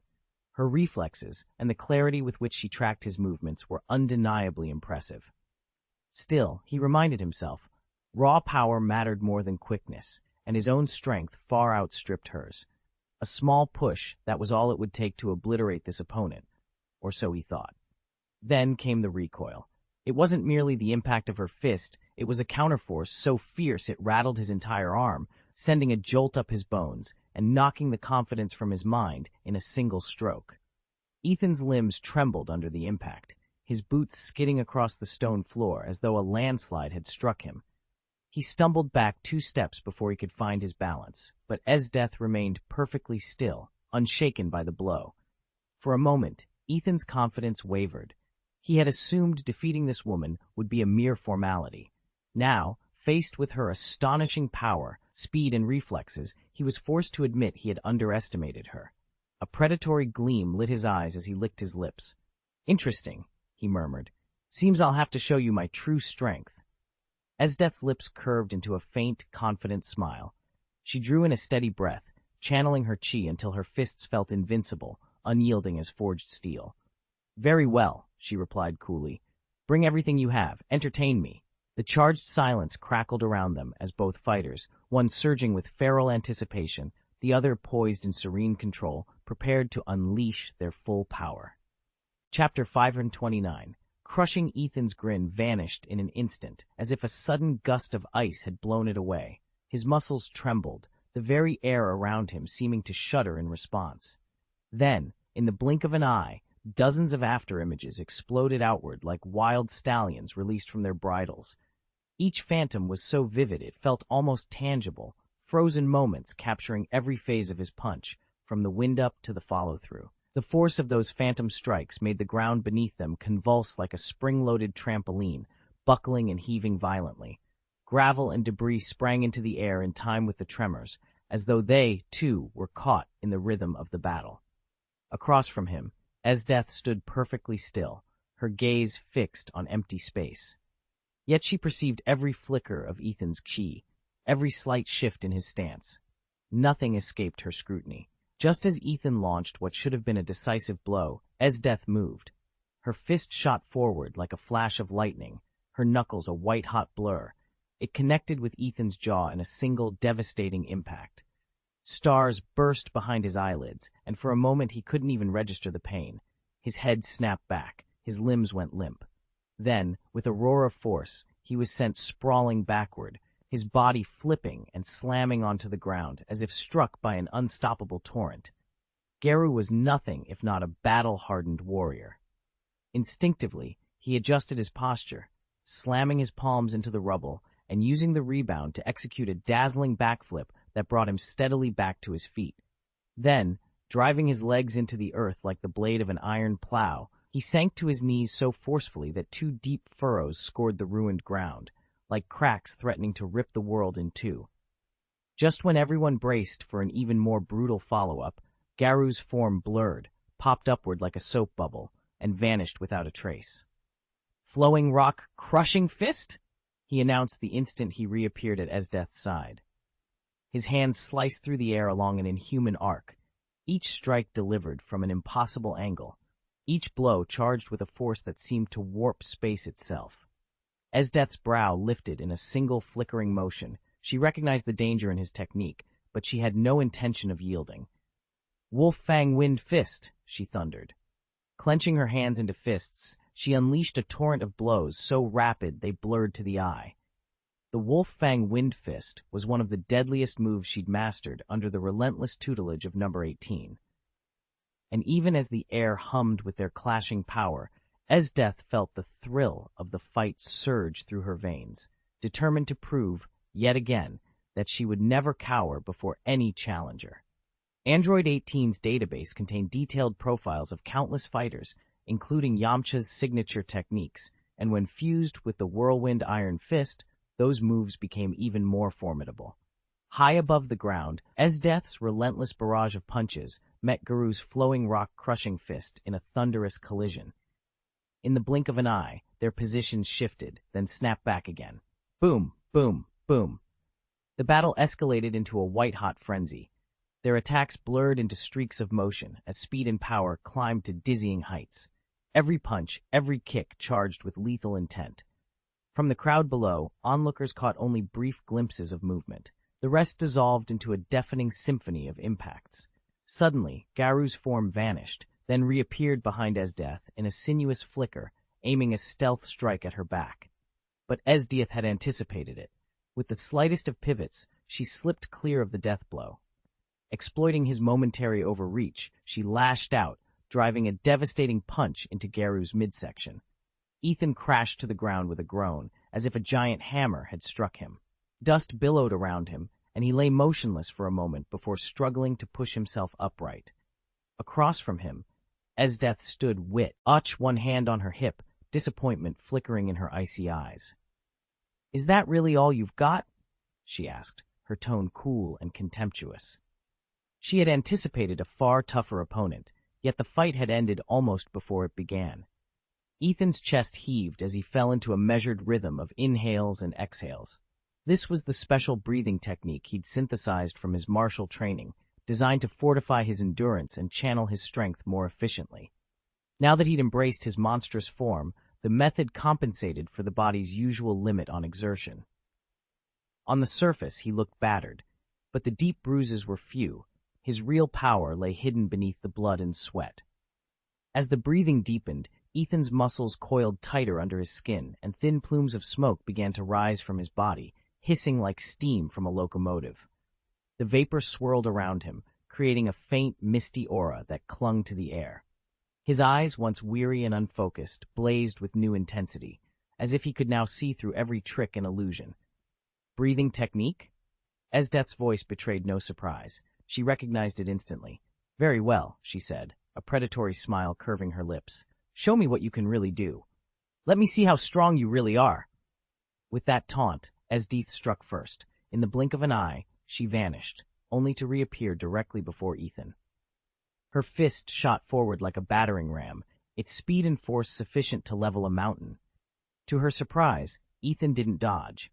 He planted his feet, inhaled deeply, then unleashed a savage exhale. Instantly, the pale smoke that clung to his body condensed into a razor-sharp wind current and met Esdeath's punch head-on. There was an ear-splitting crack as fist collided with airflow, sending shockwaves rippling outward and cracking the stone underfoot. Esdeath's blow tore the wind gust apart, the remaining momentum striking Ethan full on. But he'd readied himself for exactly this moment. Through his breathing technique, that exhaled blast alone could fell a dragon-level foe. Yet, he'd saved his full strength for his own counterstrike. Boom! The impact detonated through the air like a thunderclap. A seismic roar and blinding shockwave ripped across the battlefield, heralding the speed of Ethan's retaliatory punch. An unthinkable acceleration, soaring past 100,000 kilometers per hour. Esdeath staggered under the onslaught, her eyes widening as the world around her buckled and cracked. And in that instant, both fighters understood that this duel had only just begun. Esdeath unleashed her full might against Geru, and the instant their powers collided, it was as if the world itself shattered. Geru's already terrifying strength surged to meet Esdeath's even more formidable force, unleashing a blinding cascade of energy. Their clash rang out like two stars exploding in the void, sending a shockwave that rippled across the battlefield. The earth beneath them split apart in giant spiderweb cracks, swallowing everything in its path. Nearby buildings collapsed as though made of paper, reduced to rubble in seconds. A choking cloud of dust and smoke rolled through the ruins, turning daylight into an apocalyptic haze. Even the air seemed to tremble, space itself warping under the crushing pressure. Yet at the heart of the chaos, Geru and Esdeath stood unyielding, two immovable pillars amid the storm of destruction. Chapter 530, Crazy Evolution. Ethan and Esdeath stood like warring deities amid rising smoke, each one's presence shaking the very air around them. Still, even these titans felt the force of the other's power. A brutal shockwave tore through Ethan's body, threatening to pulverize his ribs and organs. Blood welled at the corner of his mouth, but his eyes burned brighter with resolve. He staggered, fighting to stay upright. Across from him, Esdeath watched in icy silence, her expression cool and unruffled, as if to say, "Is that the best you've got?" He hadn't realized she could be so formidable. Muscles trembling, he gasped for breath, veins pulsing at his temples, fury and disbelief warring behind his eyes. "I am the monster Ethan," he bellowed, voice raw with rage. "I will never lose." The roar echoed over the scarred battlefield, and a fierce transformation began. Ethan's once slender frame convulsed as his muscles ballooned, stretching skin taut over grotesque new brawn. His shoulders broadened until he resembled a hulking titan. From his crown, coarse hair sprouted and hardened into a single curved horn, exactly like a bull's. His teeth elongated and sharpened into interlocking fangs, gleaming like intermeshed gears. As the evolution crackled around him, Ethan's roar rose again, louder, more feral, ready to crash against Esdeath's unyielding might. Ethan froze, staring at his reflection in the shattered glass of the abandoned warehouse. 4 jagged bone spurs had erupted from his broad shoulders, each one curving outward like the horns of some ancient demon. Just moments ago, he'd still looked and felt entirely human. Now he was something else. "Is this really me?" he whispered, voice hoarse. He flexed his hands, fingertips thickened into black claws, sinews bulged beneath gray-green skin. A savage power thrummed through his veins, demanding release.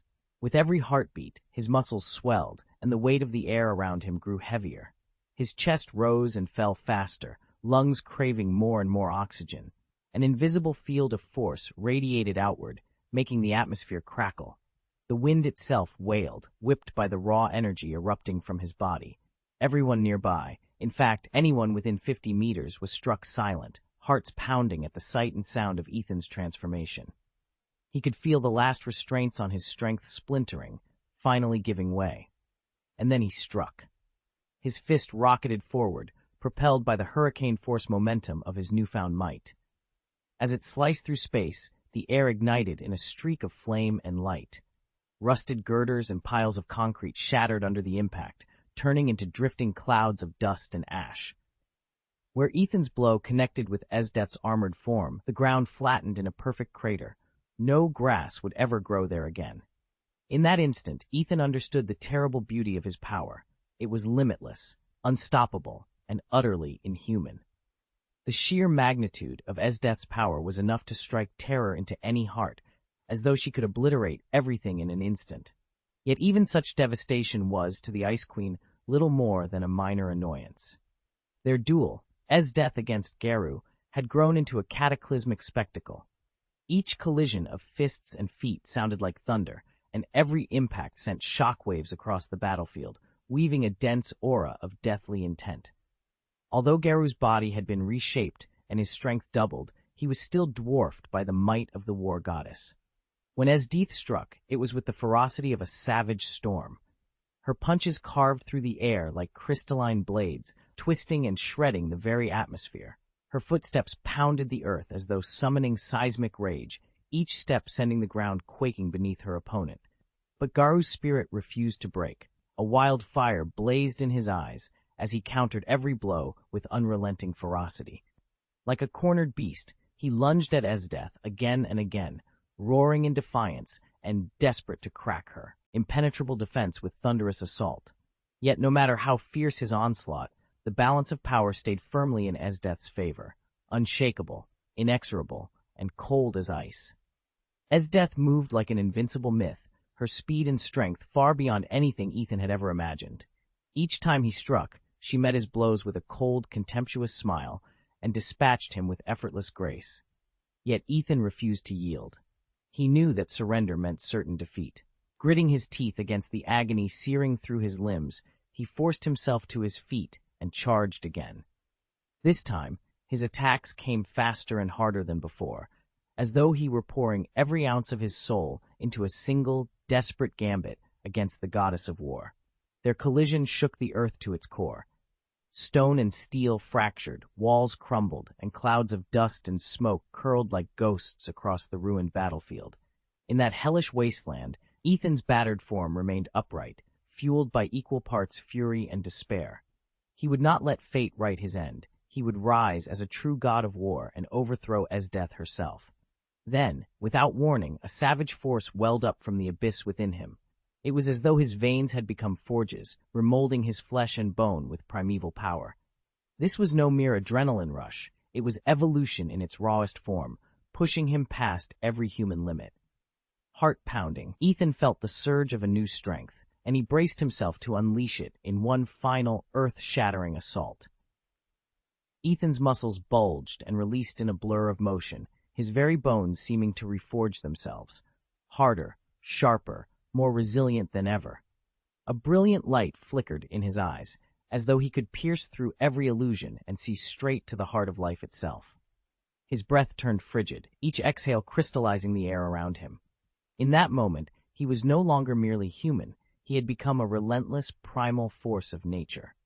With a roar that shook the heavens, Ethan charged at Esdeath. His fist swelled into what looked like a massive iron orb, bristling with raw, destructive energy. When he drove that punch into her chest, the very atmosphere rent itself apart.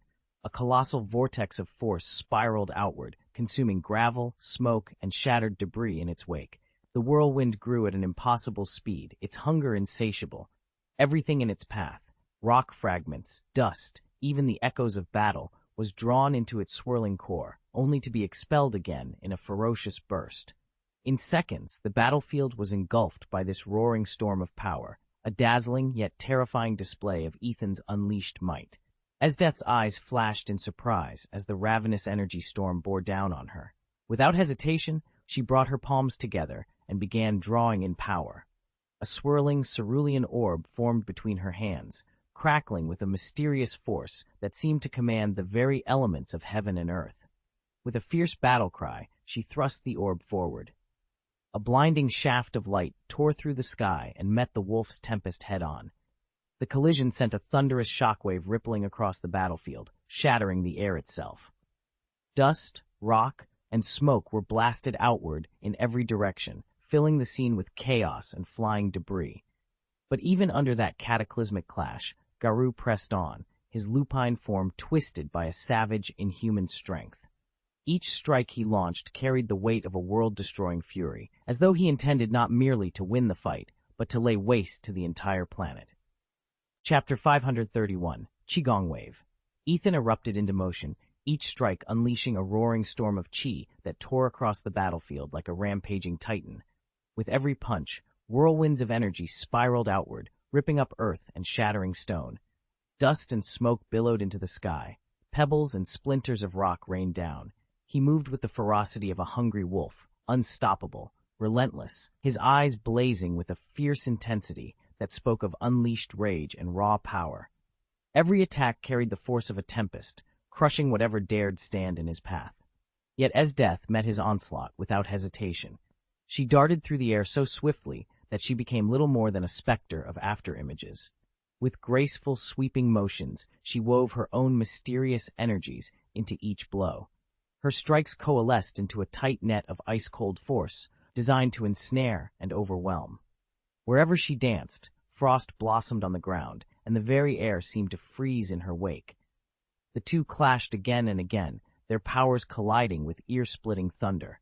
Ethan's storm-like punches shattered Esdeath's icy barriers, only to be met by her next frigid counterattack.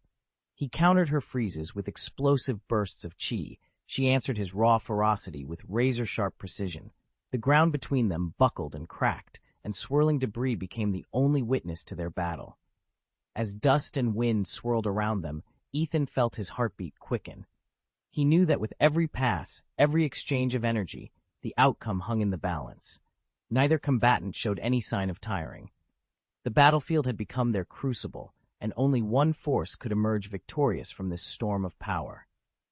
Ethan and Esdeath moved as one in midair, their forms tracing brilliant trails of energy that lit up the entire war-torn sky. What had once been a battlefield of smoke and shattered earth was now nothing more than a swirling tempest of power, with only these two figures left to clash. Each strike they exchanged carried the force to obliterate mountains. Every blow threatened to tear reality itself apart.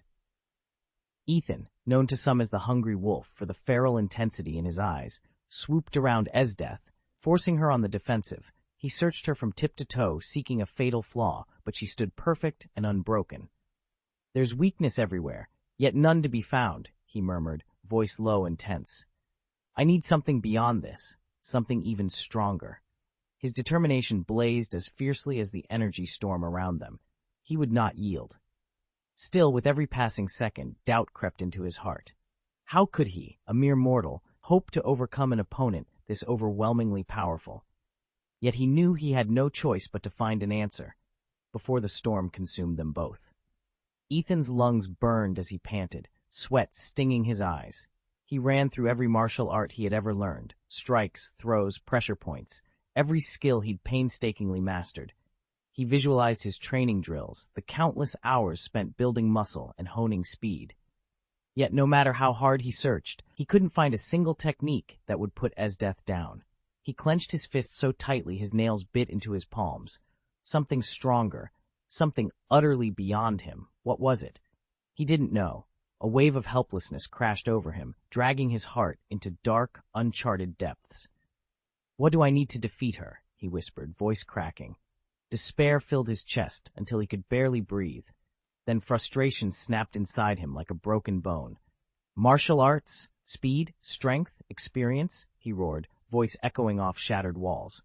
All useless against her. He felt as if he were standing before a living hurricane, as Death's power far outmatched anything he had ever faced. Time manipulation, inhuman reflexes, impenetrable defenses, she possessed every deadly advantage. Doubt crawled into his mind, whispering poison. "You're not enough. You'll never be enough." Ethan ground his teeth against the lies, but pain in his chest only grew. "How is this possible?" he muttered, shock and anger twisting his features. "She's stronger than the king. She's invincible. I don't know how to beat her." His words trailed off into a bitter laugh. Incredible. Absolutely incredible. He bowed his head, shoulders heaving. A low, anguished roar tore from his throat, not the triumphant cry of a victor, but the howl of a man staring down his own failure. Grief and rage coiled in his gut, each breath a struggle between conceding defeat and fighting on. Ethan lifted his head, eyes burning with unwilling resolve. No matter how hopeless it seemed, he refused to give in. But in that charged silence, even he wasn't sure where to begin. Ethan closed his eyes as memories of past failures crashed over him, each setback playing out in vivid, merciless detail. His chest tightened with pain and frustration, as though the world itself had abandoned him. He muttered through clenched teeth, Why did I ever believe I could change anything? First there was another king, then her, and each time my hope gets torn away." He sank to one knee, darkness pressing in on all sides. Despair rose like a tide, threatening to swallow him whole. Yet in that moment of utter hopelessness, something deep inside him flared to life, a fierce, unyielding spark of defiance. His fists curled at his sides, muscles coiling with new strength. "No," he growled, voice low and steady. "I won't give up." He opened his eyes, and determination burned in their depths. "I will grow stronger. I will push beyond my limits. I will defeat the powerful enemy standing before me." Anger, grief, and unwillingness swirled in his heart, but rather than break him, they hardened his resolve. He rose to his feet, every fiber of his being shouting that this was not the end. Not yet. With one last fierce breath, Ethan squared his shoulders and prepared to fight on, no matter what it took. Ethan knew he had to push himself further, grow stronger, before he could hope to defeat the powerful enemy in front of him. He believed that if he refused to yield and kept honing his strength, victory would one day be his. Driven by this unwavering resolve, the hungry wolf's body began to transform once more. Muscles swelled until he towered like a mountain, each sinew gleaming with a metallic sheen in the sunlight. The 4 bony spurs on his back blossomed into a pair of mighty, flesh-covered wings that flexed and quivered, ready to lift him into the sky. A steely light flickered in his yellow eyes, as if he had unearthed the key to overpowering Esdeath.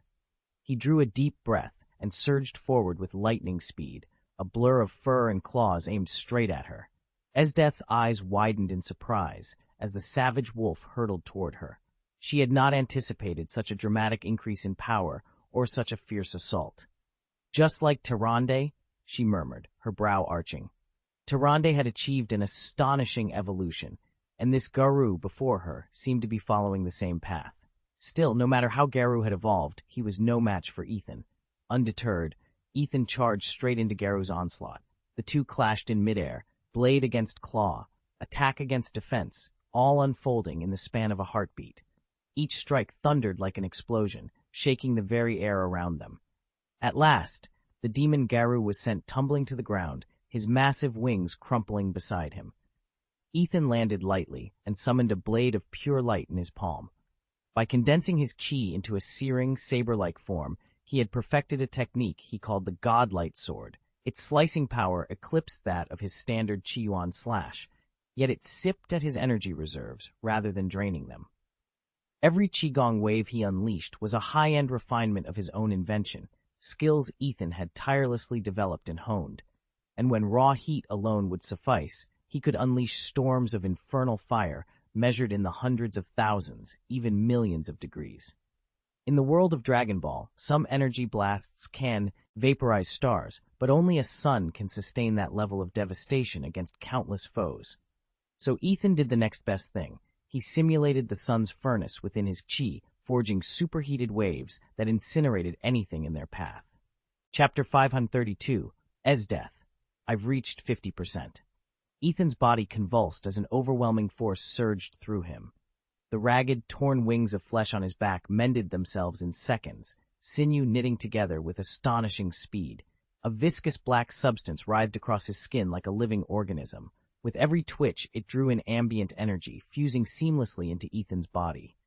Esdeath leaned forward, eyes glinting with interest. Your regeneration far exceeds what I'd expect from your power level. Ethan paid her no heed. Whether he couldn't hear her or simply refused to care was impossible to tell. His gaze was fixed, burning with fanatical resolve. At last he spoke, voice low but unwavering. Precisely. Under your protection, humanity can finally live free of fear and psychological torment. No more threats from aberrations, no more discrimination or bullying. Even as this war spreads, the toxic roots of greed, arrogance, jealousy, and lust that once poisoned our souls are being cleansed, and they will vanish entirely. Esdeath smiled, nodding slowly. In that moment, the battlefield seemed to hush, bearing witness to the unbreakable conviction of the wolf-turned-warrior before her. Breed it, then unleash it to commit even greater atrocities.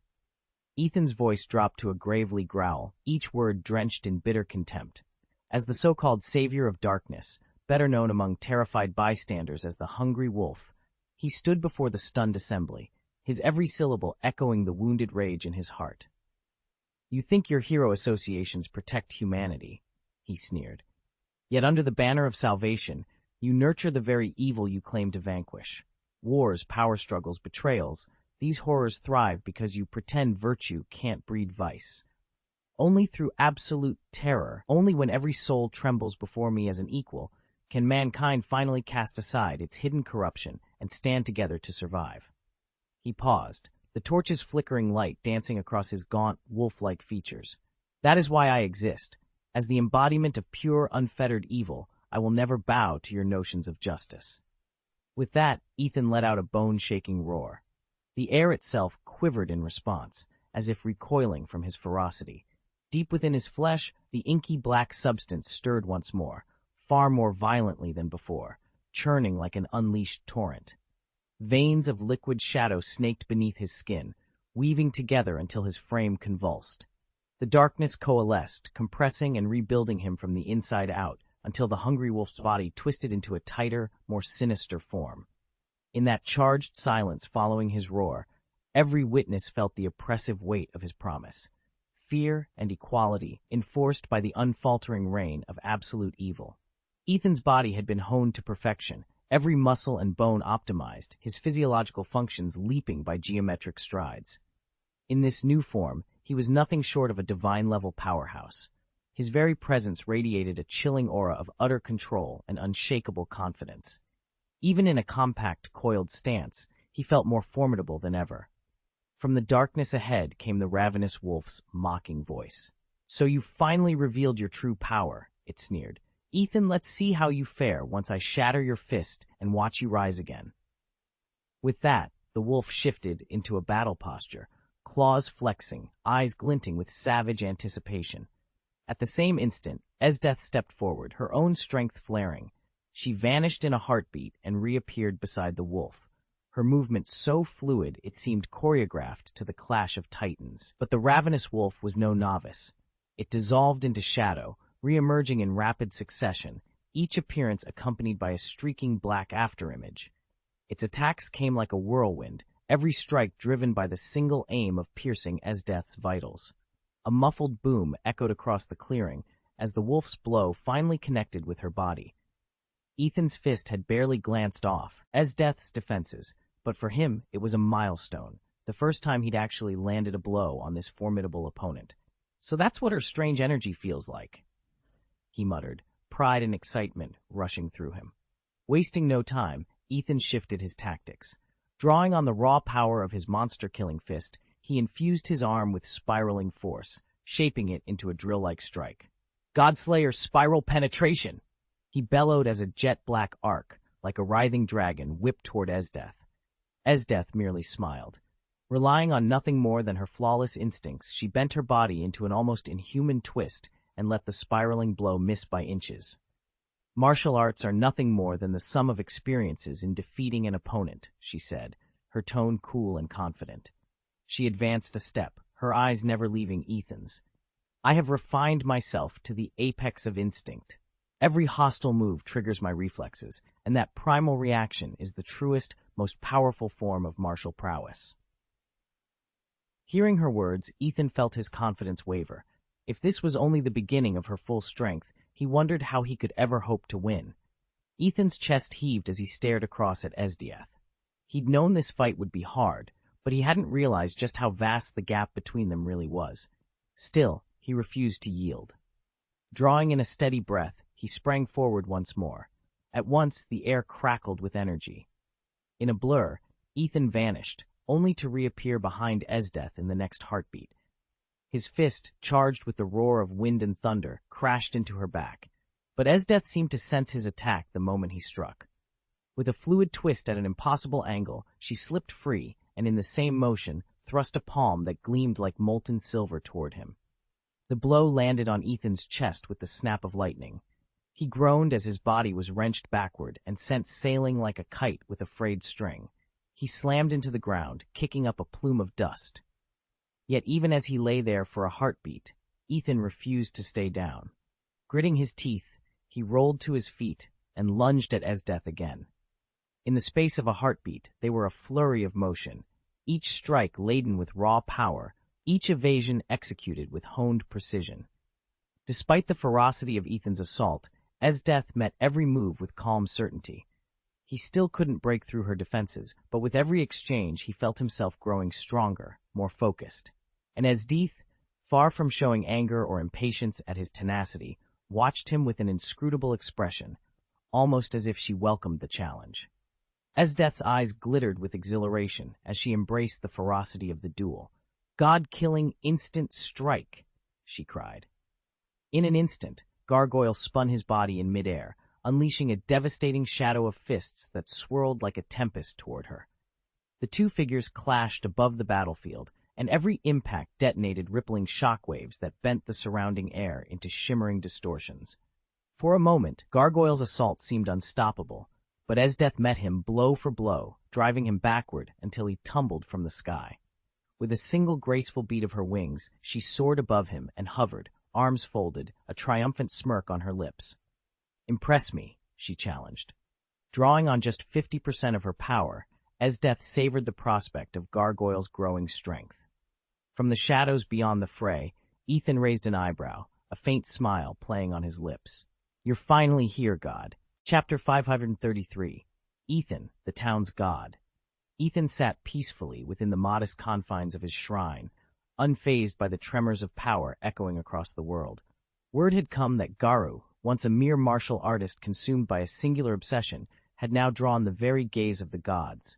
It was hardly surprising. His relentless drive had propelled him to heights that rivaled Boros's armor-burst form, and some even whispered that he'd surpassed it. Yet Esdeath, too, had evolved beyond recognition. Her strength had flourished to such an extent that even at 10% output, she matched the fearsome monster king Orochi. But above all these titans loomed a figure more inscrutable than any, the being known simply as God. Where Boros and Garu sparked endless debate over whether they qualified as god-tier monsters, especially since such creatures were absent in the Bald Devil's era, God was undisputedly a true deity-class entity. His hallmark decree could be heard wherever he appeared. "Silence! I will confiscate everything. Your power, your life, every last shred." No one knew his true origin. Rumor held that he hailed from a higher dimension, bestowing unimaginable power on chosen individuals, reshaping Garu anew and even resurrecting the wandering emperor. In every corner of the world, warriors and civilians alike bowed to him with trembling reverence, calling him simply God. Now, as Ethan, the humble protector and namesake deity of this quiet town, observed the shifting currents of fate, he felt the weight of what was to come. The balance of power had changed irrevocably, and he would need every ounce of his own divine grace, if he hoped to stand against the storm that God had set in motion. Ethan's research has uncovered a terrifying truth. This entity harbors a deep-seated hatred of humanity. Its malice was first revealed when it granted the wandering emperor the light orb, power explicitly intended to do what must be done, namely, annihilate mankind. Similarly, in the Garou remake, it manipulates cosmic rays during Garou's cosmic fear mode, weaponizing them against any who stand in its way. Only those chosen by this so-called God can hear its voice. These chosen individuals gain extraordinary power, but at a terrible cost. The entity exerts a subtle but unrelenting influence over their minds, bending their will to its own ends. See the Garou remake for fuller details on the extent of this mental control.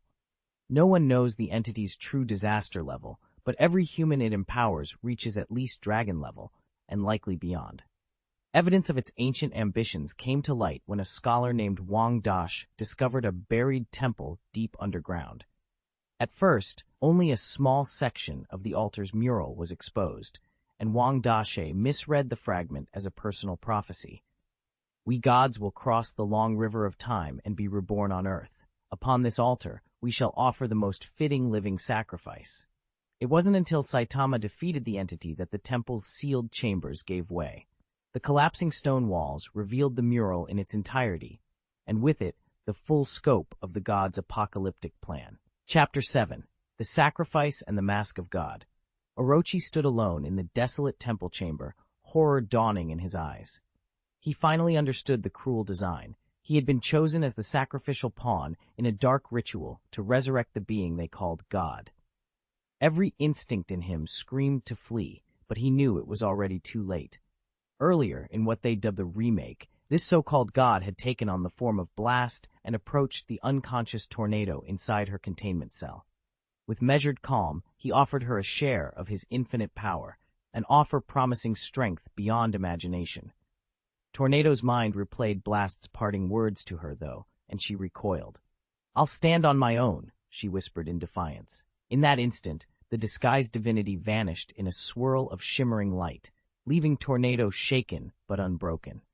Not long after, the same entity slipped into Garou's spirit realm, wearing the face of Master Bang. There lay battered, bruised, and painfully aware that he could never best Saitama through sheer martial skill. Bang's hand, God's hand in disguise, hovered over him, beckoning. "Accept this gift," it urged. Without hesitation, Garou slapped it away, his pride refusing the bargain.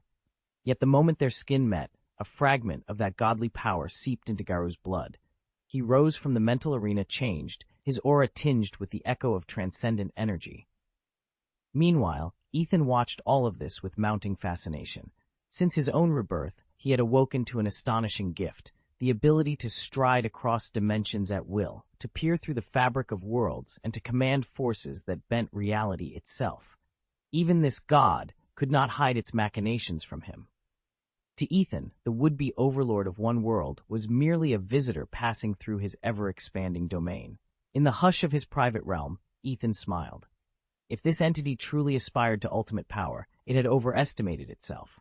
After all, in the grand tapestry woven by the One himself, no creature, no matter how divine, was meant to eclipse Saitama. And Ethan, master of dimensions and guardian of transcendent thresholds, would be there to remind them all. Based on the god's own stories and the images carved on ancient murals, these beings resemble Ewok, entities who grant power only to claim both principle and interest in return. Even Esdeath sensed the shift, the very air rippling with the arrival of something immense. She narrowed her eyes, frowning. What is that ominous presence? Deep within the god's intricate spiritual maze, Garou stood trapped. The world around him dissolved into a blurred haze, as though he'd fallen into some illusory realm, far removed from reality. From the mist emerged a familiar figure, Bang, his longtime mentor, reaching out as if to pull him back from the darkness. But Garou recoiled.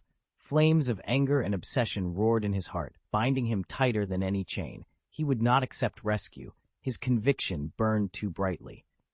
He believed, without question, that the thorn-choked road he'd chosen was the only true path. As he thrashed against invisible bonds, a mighty force crashed into him. It was divine power, surging through his veins like a tidal wave, filling him with strength he'd never known. Every fiber of his being seemed reforged by this celestial torrent, tougher, stronger, ready to face whatever lay ahead.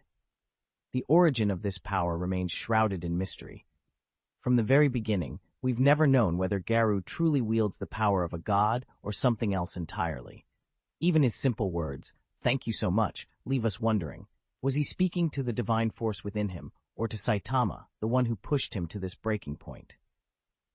Garou himself is a bundle of contradictions. He carries an ironclad sense of justice in one hand, a bottomless well of darkness in the other. Now that divine energy floods his veins, his very form is unraveling.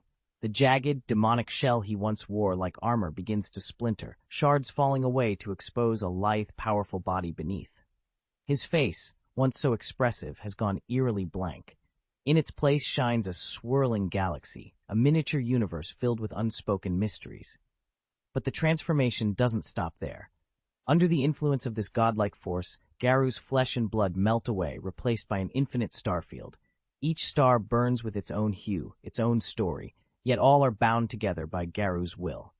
He can feel the heartbeat of every world, the pulse of every life, as if the entire cosmos has become an extension of himself. In that silent, starlit expanse, Garou stands poised at the threshold of something both terrifying and sublime.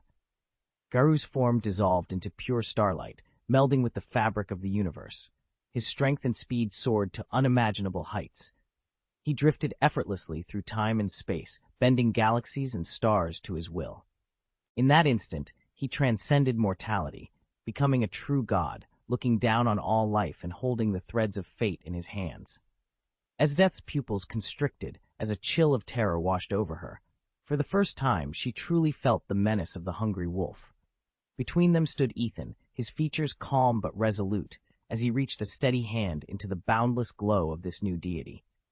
Garou, drunk on his own omnipotence, had believed himself beyond challenge, omniscient, invincible. But Ethan's unwavering gaze ignited a fear the god had never known. Sensing Ethan's intent, Garou unleashed a surge of cosmic energy, trying to shatter the dimensions that held him in place. He quivered like a caged bird desperate to flee a deadly storm. Yet Ethan's grip remained ironclad, as if he held the entire heavens within the palm of his hand. No matter how fiercely the gods struggled, they could not break free from the crushing grip of the Five-Finger Mountain. Chapter 534, Cosmic Hungry Wolf. Ethan's fingers solidified into 5 colossal peaks, crushing the god beneath their weight. Under the shadow of these finger mountains, the deity's divine power faded to nothing, as if he were the legendary Monkey King pinned under the Five-Finger Mountain, utterly helpless. His eyes blazed with defiance and despair. He had once towered above all creation, now he struggled merely to survive in the grip of a mere mortal. Ethan's palms stretched into an endless realm, a prison of absolute domination. Here, the god tasted the first true bondage he had ever known, his celestial might seeping away like water through a sieve. The scene mirrored the Monkey King's own 500-year entrapment. Bound, broken, abandoned by hope, left only with unrelenting agony. And Ethan, once a simple man, stood transformed into something greater. In his gaze there was no mercy, no sympathy, only iron resolve. The god writhed and shouted, but the mountains of Ethan's fingers would not yield. Struggle as he might, escape was impossible. Under Ethan's unflinching grasp, even a god was reduced to impotence. Ethan gazed down at the god trapped in his palm. Once its roar had shaken galaxies and startled immortals, it now dwindled to a pathetic whine. He closed his fingers deliberately, a silent reminder that no matter how grand or how powerful it once was, it had become nothing more than a toy. For a heartbeat, the entire cosmos fell silent. Stars held their light, heaven stilled their song, and all that remained was Ethan's unwavering calm and the god's fading plea. In that instant, he might have been Gen Yuanzi himself, his sleeve concealing an entire realm that crushed the deity's will without effort.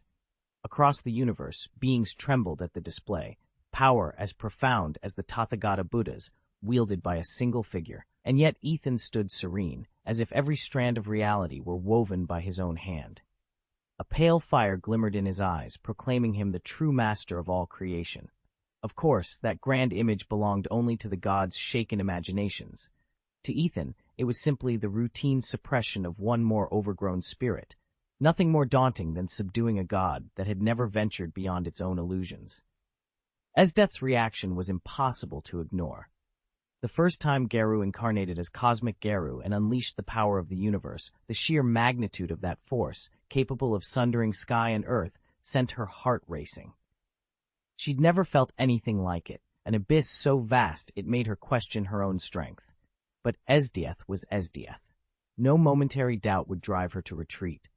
With a fierce cry, she channeled every ounce of her chi into one overwhelming eruption. The energy rippled out like a shock wave through space, threatening to rend the cosmos itself. Her body shook under the recoil, yet she grit her teeth and stood firm. In that instant, she burned brighter than a sun. Her aura roiled like a supercell storm, so intense nobody dared meet her gaze. She had reached her peak. Her power rivaled that of any cosmic-level titan. It was as if Frieza had been forced to seal away his true might, unable to contain it any longer. Chi is a fearsome force, and then there was Ethan. Born Kryptonian, his near-indestructible steel frame and innate bioforce field made his own chi feel limitless by comparison. Esdeath's chi reserve and raw power are so vast that her body usually struggles to contain it. That's why she seldom unleashes her chi at full strength. She hasn't yet fully mastered the body-hardening techniques that Ethan taught her. Even so, at 100% output, she already ranks among the most formidable fighters alive. With her meteoric burst alone, she can stand toe-to-toe with Boros, though she may not match his top speed, and she might even weather his collapsing star-roaring cannon. In this unleashed state, Garu actually took one of her punches and then drove a blow straight back at her. Boom, boom, boom. Their fists met in midair with an ear-splitting roar. A brilliant white streak cut through the chaos as sand and rock exploded outward like water under a speedboat's hull. Undeterred, Esdeath spun her left arm around in a blur of motion and slammed her fist into Garu's gauntlet. For a heartbeat, the world seemed to freeze around their collision. Then a titanic shockwave rippled outward, sweeping the battlefield in every direction. Ethan hovered high above the battlefield, watching in awe as a great circle of dust expanded outward, spawning a roaring, unending hurricane. The tempest swept across the landscape with catastrophic force, uprooting trees, toppling buildings, and carving a scarred panorama below. At the storm's heart, Esdeath and Garu stood locked in fierce combat, their fists pressed together like the twin pillars of some reverberating cosmos. Every strike they traded seemed to shatter reality itself. Energy crackled through their bodies, driving deep fissures into the bedrock beneath them and unleashing a tremor so violent it threatened to collapse the earth. In a blur of motion, Esdeath's gauntleted fist whipped toward Garu's jaw, the blow landing with bone-jarring impact. Garu staggered back, but retaliated just as swiftly, his own punch snapping into Esdeath's cheek. Both combatants were hurled backward by the force of the exchange, tearing through the swirling wind and debris. Then, almost effortlessly, Esdeath righted herself in midair, her expression cool and unshaken. Garu, eyes blazing, breathed in the charged air around him. Where once he had struggled to harness the universe's power, he now felt it coursing through every fiber of his being. He had mastered the flow of cosmic energy and forged it into a devastating fighting style he called the all-life rooting fist. Yet Esdeath's icy might remained an enigma. He resolved that, before this battle ended, he would glean her secret and claim that power for his own. Ethan watched, heart-pounding, as Gale met Gale in an unstoppable struggle. The outcome of this clash, of frost against fury, would reshape their world. And here, at the storm's eye, nothing would ever be the same again. After mastering flight, Esdeath no longer needed to worry about her balance or center of gravity. There simply were no openings left for an opponent to exploit. Ethan shot away from her like a skipping stone, then came to rest some distance off. A kaleidoscope of energy danced across his determined features, and in that instant he suddenly formed his hands into a spinning gesture. "All right then, watch this move. Nuclear fission, straight punch." With that command, Ethan's fists became living detonations. Every blow carried the raw power of a nuclear explosion, saturated with deadly radiation. As he punched, shockwaves blossomed into glowing spheres overhead, each bursting into a towering mushroom cloud. Esdeath barely blinked. The technique struck her as crude, brute force for its own sake, and she saw no need to dodge. Boom, boom, one after another, Ethan unleashed hundreds of piston-like jabs, each strike rivaling a bomb blast. Yet while the air trembled and the ground cracked beneath those impacts, Esdeath simply strolled forward with serene confidence. Ethan's pupils constricted at the sight. He had expected her to flinch, or at least show some sign of strain, yet she advanced as if taking a leisurely afternoon walk, unshakable, unhurried, utterly unfazed. It was a reaction he had never anticipated, and for the first time, doubt flickered in his eyes. Chapter 535, Matter, Antimatter Annihilation Fist. By applying the insights of the flowing rock-crushing fist he'd mastered under Master Bang, Ethan suddenly perceived the fundamental laws that govern every atom in the universe. In an instant, his body ignited with the same blazing energy that powers a star. Until now, his signature moves had been the nuclear fission straight punch, an attack that split uranium at will, and the supernova radiation burst, which unleashed a torrent of atomic-scale energy. But standing before Esdeath's overwhelming frost, he felt neither fear nor hesitation. This confrontation was his crucible, the only way he could transcend his limits. He drew in a lungful of air, focusing on the hydrogen atoms swirling around him. Where ordinary humanity must rely on massive reactors and intricate machinery to trigger fusion, Ethan now held that power in his own fist. Locking onto his target, he let that atomic fuel coalesce under his will. His muscles bulged, his veins glowed with cosmic fire, and a brilliant corona of light pulsed outward from his frame. "Nuclear fusion fist!" he roared. With that command, Ethan lunged forward. At the speed of a meteor, he compressed countless hydrogen nuclei until they fused into helium, and even forged heavier elements up to iron, in a single titanic release of energy. The very air shimmered and crackled under the force of his blow. As he rocketed toward Esdeath, his fist promised not just devastation, but a rebirth of power that no weapon of cold steel or ice could withstand. This, he knew, was the true expression of strength, the raw, unbridled energy of creation and destruction in perfect balance. Ethan could feel it the instant he made his choice. Nuclear fusion dwarfs fission by more than 100-fold.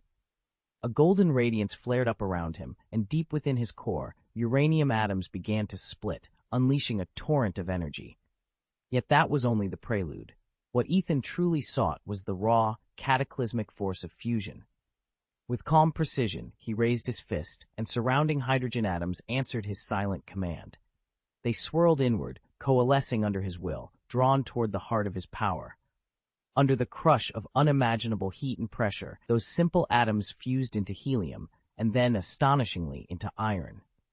Each stage of fusion poured out energy so vast that the very fabric of space quivered and warped around him. Now charged with stellar power, Ethan lunged at Esdeath. Wherever his fist cut through the air, it ignited into blazing trails of light. When he struck, it was as if a star had detonated at point-blank range.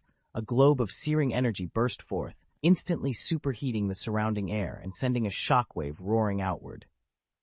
In that moment, the true might of fusion was laid bare, and no force in the cosmos could match it. Ethan's body surged forward on that unleashed energy, his movements so rapid they blurred at the edges of vision. Esdeath, feeling the sudden spike in power, narrowed her eyes in surprise. Summoning every ounce of her strength, she readied herself just in time. The moment Ethan's fist met her ice-forged aura, a miniature cosmic explosion erupted. A devastating shockwave roared outward, tearing apart nearby buildings and churning the earth beneath them. Dust and debris whipped into a towering storm. In that brutal exchange, Ethan revealed the true scope of his stellar energy form. Every blow he struck seemed to warp the very fabric of space, forcing Esdeath to pour all her might into defense. She gritted her teeth. How is it possible that even nuclear fusion can't dent him? She wondered, astonished and troubled. On the receiving end, Ethan's pulse raced. If raw fusion couldn't break Esdeath's defenses, he needed something stronger. His senses, now attuned to the tiniest fluctuations in the universe's energy lattice, picked up subtle shifts in particle states all around them. A single electrifying thought flared in his mind. Antimatter. More potent than even nuclear fusion, it might be the only force capable of shattering her impregnable ice. If any force surpasses the power of nuclear fusion, it's the annihilation of matter and antimatter. Ethan summoned every ounce of concentration and began to coat his fist in antimatter. Drawing in the ambient energies around him, he formed unstable antimatter particles, an immensely dangerous process. For the instant antimatter meets ordinary matter, the result is a catastrophic explosion. Still, Ethan moved with calm precision, enveloping his knuckles in a thin, pulsating veil of blue glow. This was his antimatter fist. He inhaled deeply and lunged at Esdieth once more. With each passing inch, the air behind him seemed to freeze solid, delicate ice crystals blossoming in midair. That bone-chilling frost was the inevitable byproduct of antimatter brushing against matter, a chilling prelude to the power Ethan now wielded. The moment his fist slammed into Esdieth's own energy barrier, a shockwave greater than any nuclear blast erupted in an instant. The detonation wasn't merely a gale of wind and dust, it rent the very fabric of space asunder. The buildings and the ground around them dissolved in an instant under the sheer force of energy, leaving only a yawning void. Even Esdieth, with her legendary composure, felt the tremor of power ripple through her bones. Her eyes went cold and calculating. Ethan's attack had far outstripped anything she'd anticipated. She drew in a steadying breath and poured every ounce of her strength into a defensive barrier, determined to withstand the fatal blow. But antimatter wasn't ordinary force. It refused to be held. Cracks raced across her barrier as if space itself were splintering. A shockwave ripped through her defenses, hurling her backward until her face drained of all color. Ethan remained standing, unmoved, a hard glint in his eye. He knew he'd connected. His antimatter fist had struck true. The impact was devastating. Esdieth now reeled under grievous damage, and more importantly, the balance of power between them had shifted irrevocably. In that moment, the starved wolf held absolute advantage. He had every reason to feel confident. An antimatter annihilation punch unleashed at this level was enough to fell a cosmic wolf in a single strike. Yet he couldn't afford to underestimate his opponent. Esdieth still wielded her boundless, omnipotent chi, a reserve of energy that could turn the tide at any moment. Ethan's antimatter annihilation fist was a technique of inconceivable power, capable of wiping out matter itself. Even a reservoir of chi strong enough to withstand a big bang would struggle to defend against it. Esdieth's face went pale as Ethan's punch slammed into her. She'd never expected such ferocity and was sent reeling. When she finally righted herself, dust and energy sparks drifted around her. She planted her feet, squared her shoulders, and met Ethan's gaze. "Are you prepared to admit defeat?" she asked, her voice steady but her eyes flickering with fatigue. From the sidelines, the hungry wolf let out a bitter laugh. "Admit defeat? You've barely dented her," he sneered, claws flexing as residual energy hissed through the clearing. Ethan's antimatter annihilation fist hadn't finished Esdieth in one blow, but it had nearly drained her inner reserves. Esdieth offered him a slow, mirthless smile, one that sent a shiver down the wolf's spine. In the next instant, a suffocating aura rippled outward from her, as if a colossal predator had just stirred from slumber. The hungry wolf's pupils constricted, every muscle in his body involuntarily tensed under the weight of her power.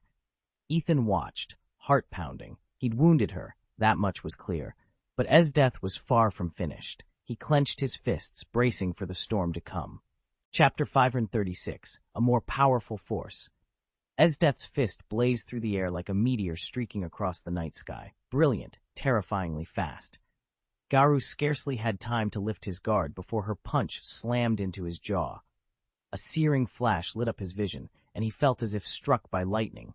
The shockwave tore through him, hurling his body backward. But that was only her opening move. In the same instant, Esdieth closed the gap, both her arms coiling like a hammer before she drove them down onto Garu's back. The impact resounded like a colossal maul crushing bone. He crashed into the ground with a thunderous crack, winded, ribs burning, every breath a battle. Still, Garu refused to yield. As the earth erupted beneath him, he twisted in midair, channeling every ounce of strength into a desperate counter. Esdieth's next blow descended like a tsunami, unstoppable, crushing. Yet Garu met it head-on, smashing his fist against hers. The collision rocked the battlefield, a surge of raw, chaotic energy tearing at the very fabric of space and time. Ruins trembled and distant howls echoed as two titans clashed in a storm of power. Every time their blows met, Concentric ripples of white shockwaves burst outward, the lingering echoes of their collisions. Energy storms tore through the shattered ruins beneath them, upheaving the ground in heaving layers as if trying to rip the battlefield itself apart. High above, the ambient energy warped the magnetic fields, and charged ions streaked through the sky so fast they bent the very fabric of the heavens, summoning dark, roiling clouds. Soon a blanket of black swelled overhead, and jagged bolts of lightning, the hideous serpents of the storm, slithered across the sky, issuing thunderous roars that sounded like the earth itself crying out in awe of the titanic struggle below. Ethan stood at the heart of the devastation, his gauntlet crackling with the power of antimatter annihilation. Each punch he unleashed should have torn through Esdeath's defenses, consuming her energy in a blinding flash. Yet with every strike, he felt her reserve itself, as if she drew vitality from some unfathomable well. The harder he fought, the more endless her power seemed. It was like facing a black abyss so deep that no matter how fiercely he peered in, its true depth remained hidden. A cold sweat prickled Ethan's brow. He had counted on overwhelming force to win this duel, but now he realized he was pressing against something impossible to break. The ruins trembled beneath him, the storm overhead thundered its approval, and still his foe stood firm, her eyes gleaming with a strength he could not yet match. For the first time, Ethan tasted the bitter edge of uncertainty, and with it a fear more profound than any pain he had ever known. Even facing such a formidable opponent, Ethan refused to back down. He knew his mission, and that he could not afford to falter here. Gritting his teeth, he surged forward, unleashing a relentless barrage of fists and ramping up the intensity against Esdeath. Their duel grew ever more ferocious, each strike a blend of raw power and precise technique. Esdeath countered with astonishing speed and strength, driving Ethan back time and again. Still, he pressed on, channeling his signature positive antimatter annihilation fist in a desperate bid to shatter her assault.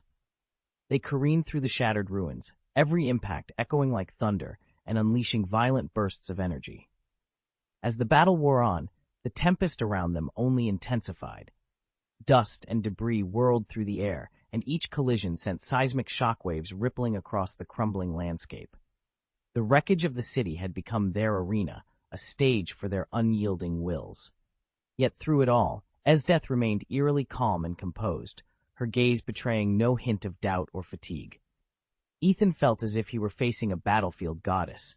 No matter how fiercely he struck, her defense never faltered. Esdeath moved with unmatched speed and strength. Every attack she unleashed was charged with absolute confidence. Throughout the duel, Ethan had pushed himself to the brink. His positive antimatter annihilation fist grew ever more devastating, each blow seeming capable of tearing through space and time. Yet despite all his power, Esdeath's guard remained unbroken. Despair and frustration welled up inside him. He needed more, something stronger than anything he'd ever known.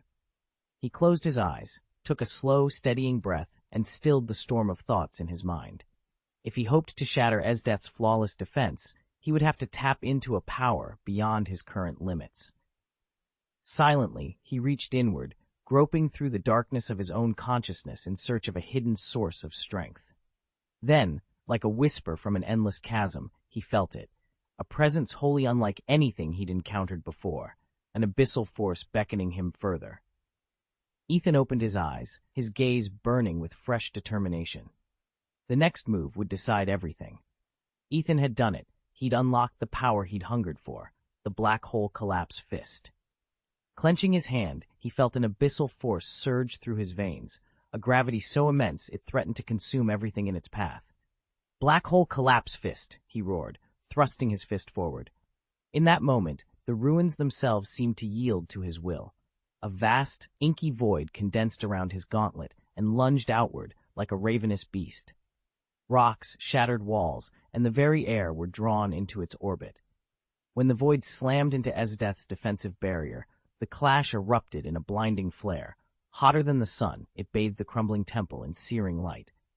Through the brilliance, Ethan watched the barrier fracture and peel apart, layer by layer, as the void inexorably devoured it. Even as his attack tore reality at the seams, Ethan felt an unfamiliar strain crawl up his spine. the raw pressure of wielding such cataclysmic power. Time itself seemed to warp around him. Space twisted, shadows lengthened, and the world stuttered under the weight of the expanding dark vortex he had unleashed. At the heart of that swirling maelstrom lay an endless pit of nothingness, a hunger so profound that not even light could break free. And at the center of it all stood Ethan, his fists still outstretched, master of the void he had unleashed. Ethan watched in stunned silence as Garu formed the so-called black hole collapse fist. By bending gravity itself, Garu drew every scrap of matter and ounce of energy around his fist into a pocket, essentially a miniature black hole. Its pull was so brutal, it shredded space-time, ripping apart anything that ventured too close. At the event horizon, even atoms couldn't survive. They were torn down to their most fundamental particles. But the devastation didn't stop there. As the black hole grew, it began to suck in surrounding energies, Garu's own power mixing with ambient forces from the ruined city around them. Under the black hole's crushing gravity, these energies collided and fused in a turbulence of raw power. Brilliant, storm-like arcs of energy crackled and surged, as if the very air might ignite. In that moment, Ethan realized just how apocalyptic this technique could be. Not just a strike, but a world-shattering maelstrom capable of swallowing the entire battlefield. Ethan unleashed his black hole collapse fist, and Esdeath's defenses, paper-thin against such power, were mercilessly torn apart. Chapter 537, Black Hole Collapse, Esdeath Devoured. Amid the chaos of the battlefield, the newly formed black hole loomed like a cosmic disaster unleashed. It didn't just warp the fabric of space, it devoured every scrap of matter and energy nearby. From the instant it appeared, its gravity gripped the surroundings like a pair of invisible steel claws, dragging debris inexorably toward its yawning center. At the ring of its event horizon, gas, rock, and stray energy were crushed under unimaginable force, creating a blazing, high-density accretion disk. Spinning faster by the second, like some enormous metallic roulette wheel, this disk threw off torrents of superheated plasma. The whirlwind it generated tore through the battlefield, snatching up shattered weapons, fleeing soldiers, and stray spells alike. Nothing escaped its pull. Every fragment of matter only served to feed the monster at the heart of the void. Even the air shuddered under the black hole's influence. Waves of kinetic energy rippled outward as the collapsing singularity siphoned off power from every corner of the field. Flames winked out, magic fizzled, and the ground itself trembled, unable to withstand the voracious gravity. Among those caught in the maelstrom was Esdeath. With a shriek of defiance, she unleashed torrents of ice against the void, but its force was absolute. The blast of freezing wind and shattering frost barely registered before she, too, was drawn into the event horizon. For a moment, Esdeath's form, the gleam of her sword, the fierce light in her eyes, hung suspended at the edge of the abyss. Then the darkness claimed her entirely, and she vanished into the heart of that ravenous singularity. Standing at the fringe of destruction, Ethan's breath caught in his throat. He had watched allies and enemies alike fall prey to this unstoppable force. Now, with Esdeath swallowed by the black hole, the battlefield lay strewn with silence and shadow. Although the vortex still pulsed with an insatiable hunger, something in its pattern had shifted, a subtle tremor, as if the very core of the void had been unsettled. Ethan clenched his fists. There was no turning back. If the black hole could consume even Esdeath, then no one, not friend, not foe, was safe. Steeling himself, he took a step forward, determined to strike at the heart of this cosmic terror before it grew beyond even this battlefield's reach. Ethan hovered at the very edge of the black hole, peering out from the safety of his ship's observation port. All around him, matter and energy spiraled inward, crushed by unimaginable gravity. Under these extreme pressures and temperatures, the infalling material ignited in a series of nuclear reactions. Threads of fusion and fission flared to life, releasing colossal bursts of power. These fiery outpourings snaked around the abyss like living creatures, weaving an incandescent shroud that bathed the surrounding void in hellish crimson light. Yet that furious fire was only the prelude. As the black hole's mass swelled, its interior pressure and temperature climbed to heights no scientist had ever witnessed. In that crucible, ordinary matter and energy ceased to exist in their familiar forms. Instead, They fused into a new, inscrutable state, a force that defied every law of physics known to humanity. Within this alien realm, the very fabric of reality began to quiver. Quantum fluctuations erupted as space itself grew volatile under the unrelenting compression. Tiny ripples in the vacuum momentarily birthed pairs of virtual particles, only to see them annihilate in a heartbeat. Yet in this ferocious environment, some of those particles escaped annihilation, giving rise to radiation that both fed and leached energy from the black hole in an unsettling paradox. As Ethan watched, the boundary between the known and the unimaginable dissolved. Vacuum polarization, spontaneous particle production, and other exotic quantum effects intertwined with the black hole's gravitational maelstrom. Each phenomenon hinted at forces beyond human comprehension, forces that threatened not only the stability of the cosmos, but the very laws that governed it. And at the center of it all lay the singularity, an enigma Ethan knew he would never fully unravel. Ethan stood at the edge of the crater, his gaze fixed on the churning maw at its center. Inside that swirling void, particles blinked into and out of existence, each fluctuation tearing off titanic bursts of energy. But that was only the beginning. Under the black hole's relentless compression, matter was squeezed so tightly that its constituent particles collided and annihilated one another in a feverish cascade, hurling yet more energy and subatomic detritus into the void. And as the black hole's mass swelled, so did its gravity. At last, when its pull reached a critical threshold, the prison walls gave way. In an instant, all the matter and energy trapped within exploded outward, coalescing into blinding beams that ripped across the battlefield. Garu, caught in the blast, reeled as if cast into an endless sea of pure force. Waves of power crashed over him from every direction, threatening to drown him in their fury. Death, standing not far from Ethan, watched the spectacle with widening eyes.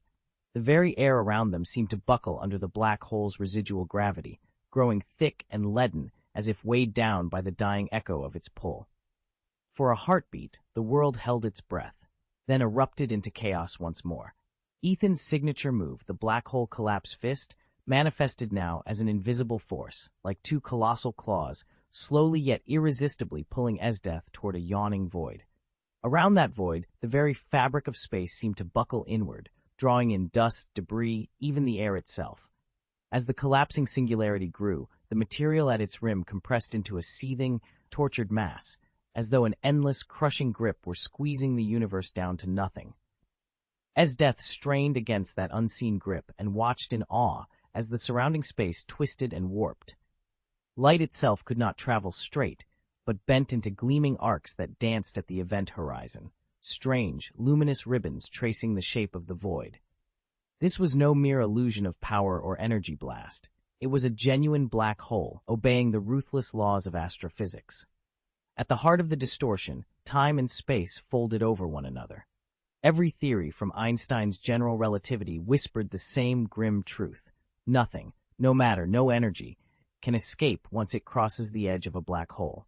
And now, drawn ever closer by Ethan's fearsome technique, Death found herself standing on that boundary, teetering at the brink of oblivion. Ethan unleashed his ultimate technique, the black hole collapse fist, and the void in his palm began to constrict with unimaginable force. Inside that shrinking sphere, temperature and pressure soared to extremes no living thing had ever witnessed. Matter and energy, stripped of their usual forms, warped into something wholly new. According to quantum theory, fluctuations inside the nascent singularity caused particles to flicker into and out of existence, each brief birth and death unleashing titanic bursts of power. At the very moment the collapse fist reached its crescendo, a searing beam of energy erupted from its core and hurtled straight toward Death. This blast was more than raw energy. It carried within it particles compressed to the brink of oblivion, hurtling along at nearly the speed of light. In their wake, they formed lethal currents that twisted and danced like living blades of force. The beam's might pressed down on Death like an unseen mountain. Every nerve in her body screamed under its weight. This was a strike meant to annihilate. Still, she refused to yield. Gathering every last shard of her power, she braced herself, determination blazing in her eyes. This would be the moment she either shattered beneath that onslaught or defied it. The black hole's power was terrifying. In an instant, Esdeath's defenses shattered, and the seething beam of energy engulfed her.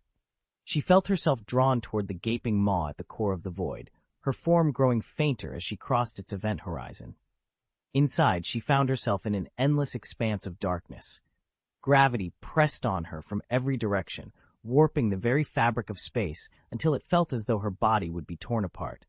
She was squeezed and stretched beyond human limits, agony flashing through every nerve. Yet, Esdeath refused to yield. If she let go, even for a moment, she would be lost forever in this abyss. Summoning every ounce of willpower, she fought the crushing pull, straining to find an escape. Strangely, in this crucible of pressure and heat, her body began to transform. Under the weight of the black hole, her cells rearranged themselves. Her life energy sparked and split in patterns she had never before experienced. Just when the pain threatened to overwhelm her, a figure materialized beside her. Ethan folded his arms, surveying her amidst the swirling darkness. "Need a hand getting out of here?" he asked casually. "Though, truth be told, you've got the power to pull yourself free." Esdeath blinked, surprised, yet bolstered by his unexpected arrival and cryptic words. When Esdeath spotted Ethan's arrival, a wave of relief washed over her. With Ethan watching her back, she finally felt secure enough to step outside. Chapter 538, Defeat. As Esdeath was swallowed by the black hole, the very fabric of space and time around her twisted and contorted. An overwhelming gravitational force yanked her forward, accelerating her descent into the abyss. All light was devoured by the void, leaving only a pale, flickering glow at its center. Dragged ever deeper, Esdeath felt every fiber of her being compressed by an unrelenting pressure. Time itself seemed to stretch out. What should have been seconds felt like countless years. Yet even as the crushing force threatened to overwhelm her, she refused to surrender.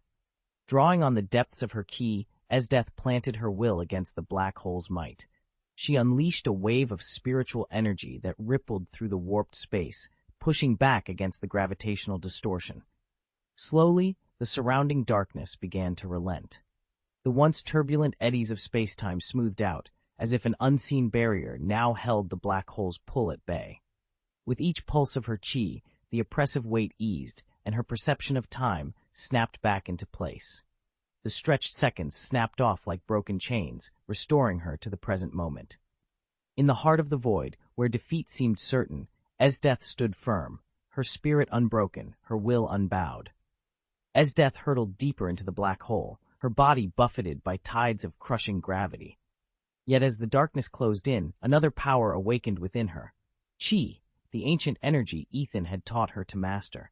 It surged and flared against the black hole's pull, not as a simple struggle of strength, but as a battle between two opposing laws of the universe. Each step toward the event horizon ratcheted up the tension. The very fabric of space around her quivered. At the core of the void lay a singularity, an infinite well into which all matter and energy vanished, and yet, paradoxically, where all that power was stored. Esdeath sensed those siphoned energies coalescing in silent frenzy. Chi and gravity collided in her veins. She felt gravity strive to crush her essence, while Chi rippled outward, refusing to yield. In that moment of perfect opposition, Esdeath resolved on a daring gambit. She would not simply resist the singularity's pull, she would harness it. Drawing in a ragged breath, she poured every ounce of her chi into the void at her feet. The air, if it could still be called air, shuddered. A shockwave of white-hot light burst into being, spiraling around her like a living star. Everything spun, the blackness fracturing into a million shards of brilliance as her life force intertwined with the singularity's boundless energy. For an instant, Esdeath felt herself dissolve into the universe itself, every fiber of her being fused with the cosmos.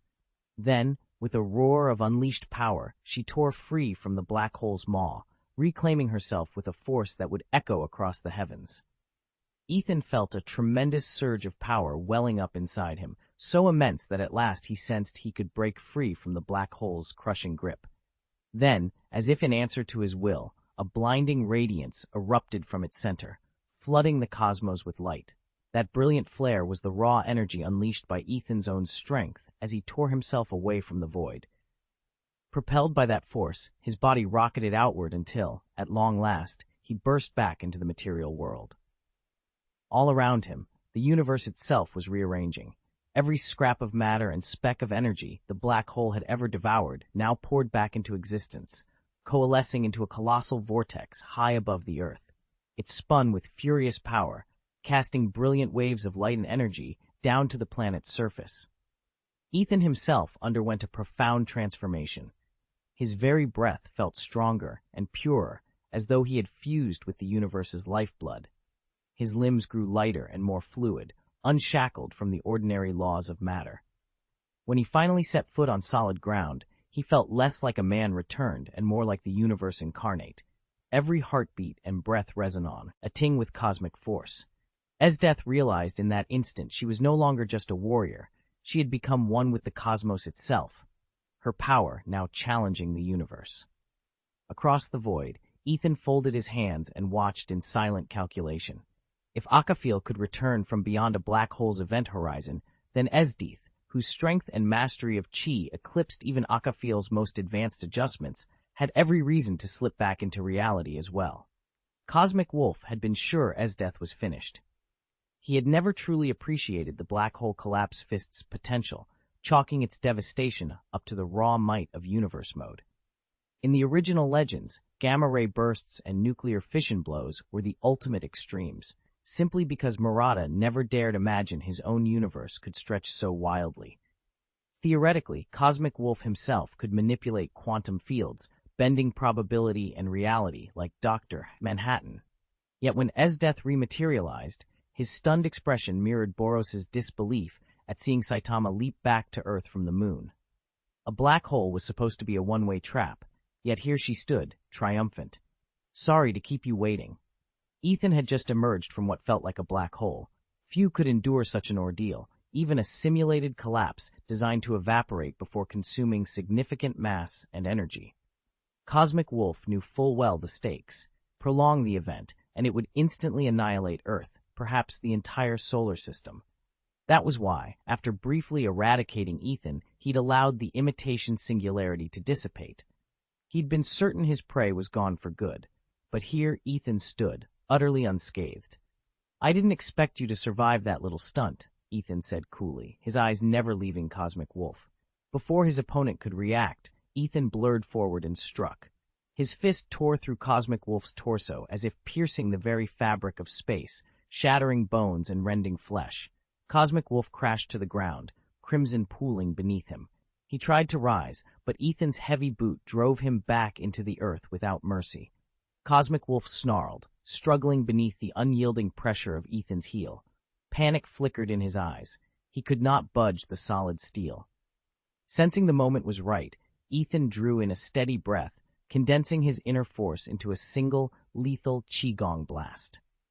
Before Cosmic Wolf could brace himself, Ethan unleashed the wave, and the air itself seemed to explode. Boom, boom, boom. Explosions tore through the earth, and Space Wolf felt agony lancing through his body as he was blasted off his feet.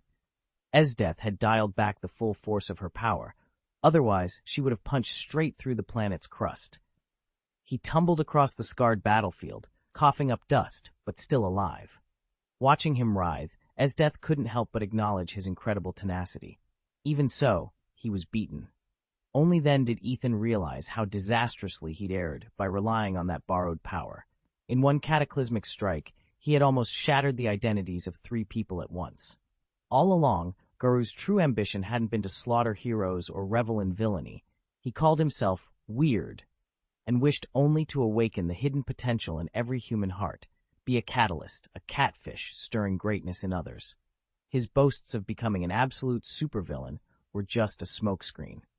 But Murata refused to grant Garu that chance. In his telling, Garu existed solely as the incarnation of unbridled evil, unyielding, remorseless. Murata ignored whatever nuanced motives might lie beneath, paid no heed to Garu's genuine desire to spark evolution in mankind. To this world's greatest storyteller, Garu was nothing more than a nightmare given flesh. In Murata's painting, Garu was nothing more than an enemy to be defeated, an existence that needed to be wiped from the world. It's over, Esdeath declared, bending over his unconscious form. Since Ethan had sealed this god and kept him as a mere plaything, No one had dared or bothered to strip him of his supernatural powers. Chapter 539. For ages, the galaxy has adhered to its strict cosmic order. Ethan never intended to spare the ravenous wolf. Creatures like that belonged nowhere but in oblivion. Even Esdeath, now more aware of her own formidable strength, discovered that facing the cosmic wolf was infinitely more treacherous than she had imagined. Yet, through sheer will and power, she prevailed in the end. Meanwhile, the climactic duel within the Monster Association had already set off alarm bells at the Hero Association. Deep within Hero Association headquarters, the hush of routine was shattered by a piercing warning. Alert! Alert! Ultra-high energy spike detected. Verifying energy levels, recalibrating target location. Instantly, the massive screens lining the central command hall blazed red with the word danger. Suit-clad staff, frozen in their tracks, exchanged anxious glances, then sprang into action, fingers flying over consoles as they raced to pinpoint the source of this unprecedented power surge. Ethan strode briskly to the command console at the center of the control room. His heart pounded as he took over the operator's station, sweat beading on his brow. Alarms blared, and red warning lights pulsed urgently across the array of monitors. "What's happening? Why is the energy signature so intense?" he demanded. A technician fumbled with his headset. "Sir, we're still analyzing the data, but all indicators point to Z City." Z City? Ethan's voice tightened. He scrolled through the system directory. "Where are the satellite feeds for that sector? Why aren't we seeing anything?" The technician's fingers flew over the keys, but his face went pale. "I'm sorry, sir. We can't get a clear image. The magnetic interference around the anomaly is off the charts. Our satellites are completely jammed." Ethan leaned forward, eyes fixed on the blank screens. The silence in the room was broken only by the clicking of keys and the distant wail of the alert siren. Finally, the technician summoned whatever partial data he could manage. A grainy, flickering outline filled one monitor. The technician's voice caught. "Sir, this is all we've got."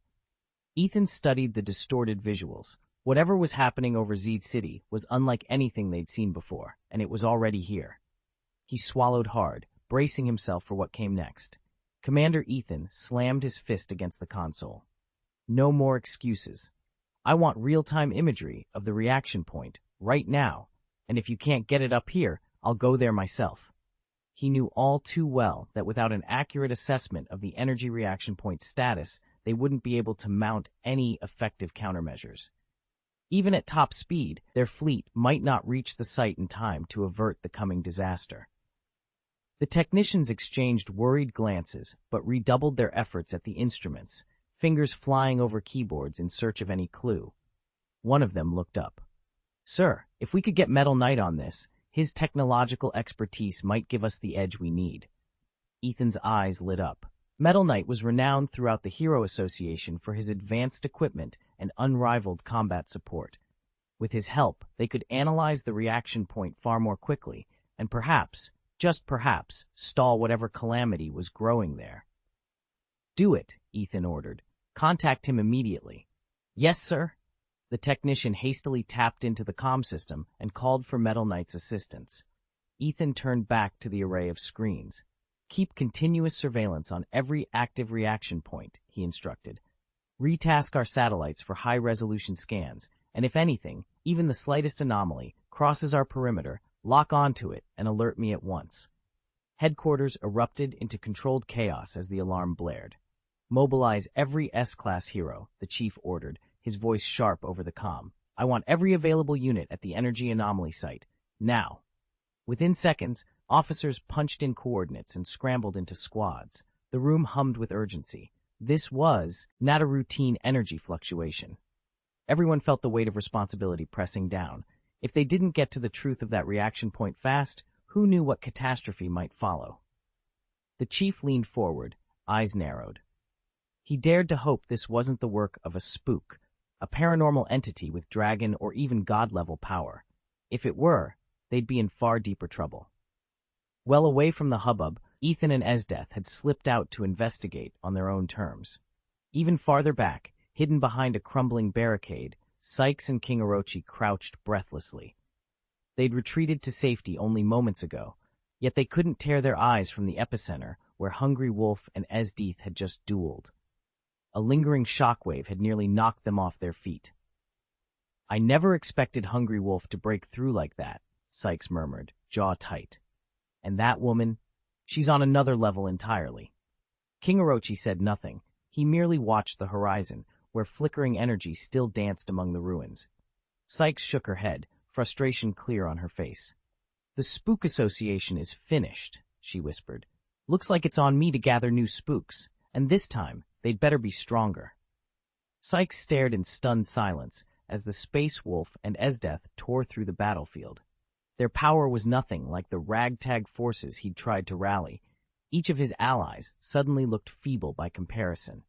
And worst of all, the king, mankind's mightiest champion, hadn't even shown up yet. With a bitter laugh, Sykes turned on his heel and slipped away, his pride wounded but his resolve steeled. He would seek stronger allies elsewhere. Meanwhile, Ethan finished his sun-soaking on the fringe of the cosmos and felt a thrill of exhilaration. He could already sense how much stronger he'd become, far outpacing even John's legendary might.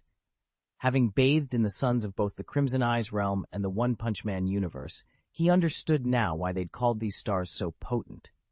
Each photon had infused him with energy 100 times richer than any he'd ever encountered.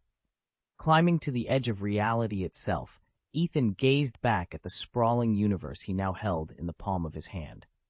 A single strike from him could obliterate an entire cosmos. He had ascended to true single-universe level status. Power surged through every fiber of his being, reinforcing what he already knew. Absorbing a sun was the easiest and fastest way to grow. He closed his eyes and let out a low chuckle. If only he'd discovered this solar shortcut sooner, the One Punch Man world might still hold some value. But what was done was done. With this newfound might, there were infinitely more worlds out there, waiting to be conquered. Resolute, Ethan stepped through the dimensional gates.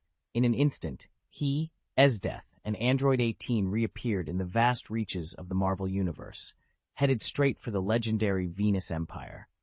A new adventure awaited, and Ethan was more than ready for it. Ethan checked his instruments. Time on the One Punch Man side was flowing in lockstep with their own universe, and the Galactic Empire had made significant strides in both realms. His Saitama-based Golden Man clone, meticulously copied from the original, had even begun producing offspring of its own. Before crossing over, Ethan had dispatched hordes of monsters like black sperm into this world. Garu had eagerly harvested their tissues for study. Naturally, neither the ugly president nor the wandering emperor had been touched. Ethan found it curious that the sun in the Marvel Universe brimmed with more raw energy than its One Punch Man counterpart, but paradoxically, it took far longer for living beings to absorb that power here. In the end, strength was strength, and the Empire adapted. Meanwhile, Boros had slipped back into his old role, rallying the Empire's soldiers for new conquests. When a curious onlooker referred to them as space pirates, Boros bristled and corrected him. No, far from pirates. We are the regular troops of the Galactic Empire, destined to reclaim the lost lands of the Milky Way. Ethan chuckled at his friend's indignation.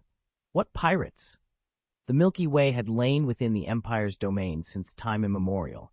Only recently had they found the luxury to re-establish control. Facing the Empire's Iron Fist and Boros's battalions of one-eyed shock troops, no civilization could hope to resist. And so the march of conquest resumed. Chapter 540, a new book hits the shelves today. Ethan raced through the cosmic sea, his power seemingly without limit, and yet an unshakable restlessness gripped him. Across this boundless universe, he had yet to find a true rival. Alien warlords, ancient cosmic predators, even the fiercest champions of legend all fell before him as if caught in a mere footnote of his journey. This invincible loneliness weighed on Ethan's soul. He craved an opponent worthy of his strength, someone who could draw out every ounce of his power and test him to his core. No matter where he went, the gap between himself and any challenger felt like an unbridgeable chasm. Even the famed 5 Obsidian generals, galaxy-renowned for their ferocity, were dispatched with effortless blows, as though they were but targets in Ethan's training grounds. At his side marched the One-Eyed Stars, his elite cadre of mutant warriors. Fierce and loyal, They served as his lieutenants and battle-hardened enforcers. Yet Ethan did not let their prowess, or his own, sow complacency. He understood that the universe still held untold mysteries and unfathomable powers. Ever humble, ever vigilant, he pressed onward. Each new star system, each unexplored dimension, offered the promise of a challenge yet to come, and the chance for Ethan to finally confront an adversary who could meet him blow for blow. Just as Ethan sat lost in thought, a hesitant voice pulled him back to reality. "War Master Ethan," the technician began, brow furrowed, "we've long since crossed the Empire's borders. Should we turn back now?"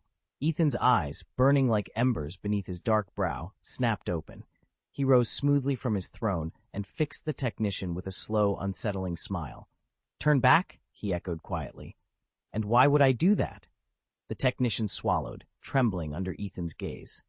"Sir, we've been outside the Empire for some time." He glanced nervously at the forward viewport. "If we press on, we might run into dangers we can't even imagine." A deep, genuine laugh shook Ethan's armor. He stepped forward and rested a firm hand on the technician's shoulder. "Danger?" he said with bright eyes. "I didn't come this far to avoid danger. I'm here to seek it, to test my limits against the unknown." At his words, the gathered one-eyed stars, his most loyal officers, brightened with respect and excitement. "Yes, War Master, only you could lead us where others fear to tread." "You are invincible, sir." Ethan offered a gracious nod, then turned and reclaimed his throne. In his hand gleamed the new element reactor, its core humming with potential. He studied it with a predator's satisfaction. "Prepare the engines," he ordered softly, voice alive with anticipation. "We go forward, into the heart of danger." Around him, the one-eyed stars straightened, ready for whatever lay beyond the frontier. And in that charged silence, Ethan, once a quiet strategist, embraced the destiny he'd chosen, to challenge the infinite unknown and emerge stronger. Ethan had secured a second-generation new element reactor, an advanced power source originally developed by Iron Man, and presented it to Boros. As soon as the reactor activated, its output eclipsed anything Boros had ever seen. A steady 10 billion joules per second, enough raw energy to devastate entire battlefields. Boros stood before the reactor's humming core, awestruck by how a single ton of this new element could unleash such cataclysmic force. He raised his head to the star-speckled sky, a feral grin spreading across his face. In that moment, he could already envision the reactor's power fueling his conquests across the cosmos. Yet even as he basked in its potential, another thought seized him. He had heard whispers of a dark cult whose leader was known only as the Mad Titan, Thanos. "Thanos," Boros repeated aloud, his voice echoing through the empty chamber. "They say he rules this universe from the shadows." He clenched his fists, excitement and arrogance mingling in his snarling smile. "Very well, let me meet this self-acclaimed overlord." Although Ethan had supplied Boros with the reactor, Boros answered to no one, least of all the man who helped arm him. He would chart his own path through the stars, and if the Mad Titan truly held dominion over the universe, Boros would make it his personal challenge to usurp him. Although Ethan granted Boros considerable autonomy, Boros harbored his own ambitions. "Since my master, Ethan, has severed my obsession with ruling the universe," Boros muttered to himself, "then I'll free others from that same madness." His eyes blazed with determination. He knew next to nothing about the Mad Titan Thanos, only that Thanos represented the greatest test of strength he could imagine. Boros longed to face such a foe, to prove that no one in the galaxy could match his power. At that moment, Ethan was meeting with Vaccine Man. As the Empire's second strongest enforcer after Boros, Vaccine Man felt frustrated by Boros's recent actions. "Your Majesty, Lord Boros," he began hesitantly. Ethan looked up, his expression calm but firm. "What's wrong?" he asked. "He's gone AWOL," Vaccine Man admitted, bowing his head. "AWOL?" Ethan echoed, frowning. Vaccine Man chose his words carefully. "He departed without authorization. The War Master reports that Boros intends to carve out new territory, spreading the Empire's name far beyond our current borders." Nirmat. Ethan's eyes narrowed as he absorbed the news. The Empire thrived on order and loyalty, but Boros had always followed his own path. Now, it seemed, Boros had set off to reshape the galaxy by his own rules. He also declared his dissatisfaction with the three empires and vowed to make the Galactic Empire the sole power in the universe. Ethan fell silent for a moment, a thoughtful gleam in his eyes. He knew Boros's character well, unyielding, fiercely ambitious, and unlikely to be swayed by anyone. Finally, he looked up at the Vaccine Man. "Vaccine Man," he asked, "what do you think I should do?" The Vaccine Man paused, choosing his words carefully. "Your Majesty, Lord Boros is extraordinarily powerful, and his aims stem from a genuine desire to strengthen the Empire. Yet his unilateral actions could spark avoidable conflicts. I recommend we send a trusted envoy to speak with him directly, to explain your vision and intentions in detail." Ethan nodded, recognizing the prudence of that plan. True enough. But right now, the Galactic Empire is still in its infancy. We don't have the forces to spare. He exhaled softly, frustration tugging at his features. The Empire's destiny would be glorious, but that future was not yet within reach. Still, despite his reservations, Ethan couldn't help but wonder what would happen when Boros finally met Thanos. Could Boros really fell Thanos in a single clash? In the MCU, Thanos hardly seems a match for him. Still, it's possible that Thanos might be far stronger outside the films. Movie canon and reality often diverge. For now, though, Ethan decided to shelve the question. Ethan shook his head. This time, he hadn't returned empty-handed. He'd brought back a wealth of specimens from the One Punch Man universe. He'd already dispatched a few monsters to the Empire's frontiers, but the numbers were far too meager for an empire bent on ruling the Milky Way. To secure his dominance, he needed far more, and far more varied talents. By harvesting monster cells in the Empire dimension, Ethan could replicate entirely new creatures, Marvel's own breed of super beasts. Because these aliens came straight from the One Punch Man world, there was no risk of genetic contamination or unintended crossover. With each species' powers intact and pure, the Empire would boast unprecedented biological diversity, a crucial advantage in any grand campaign of galactic conquest.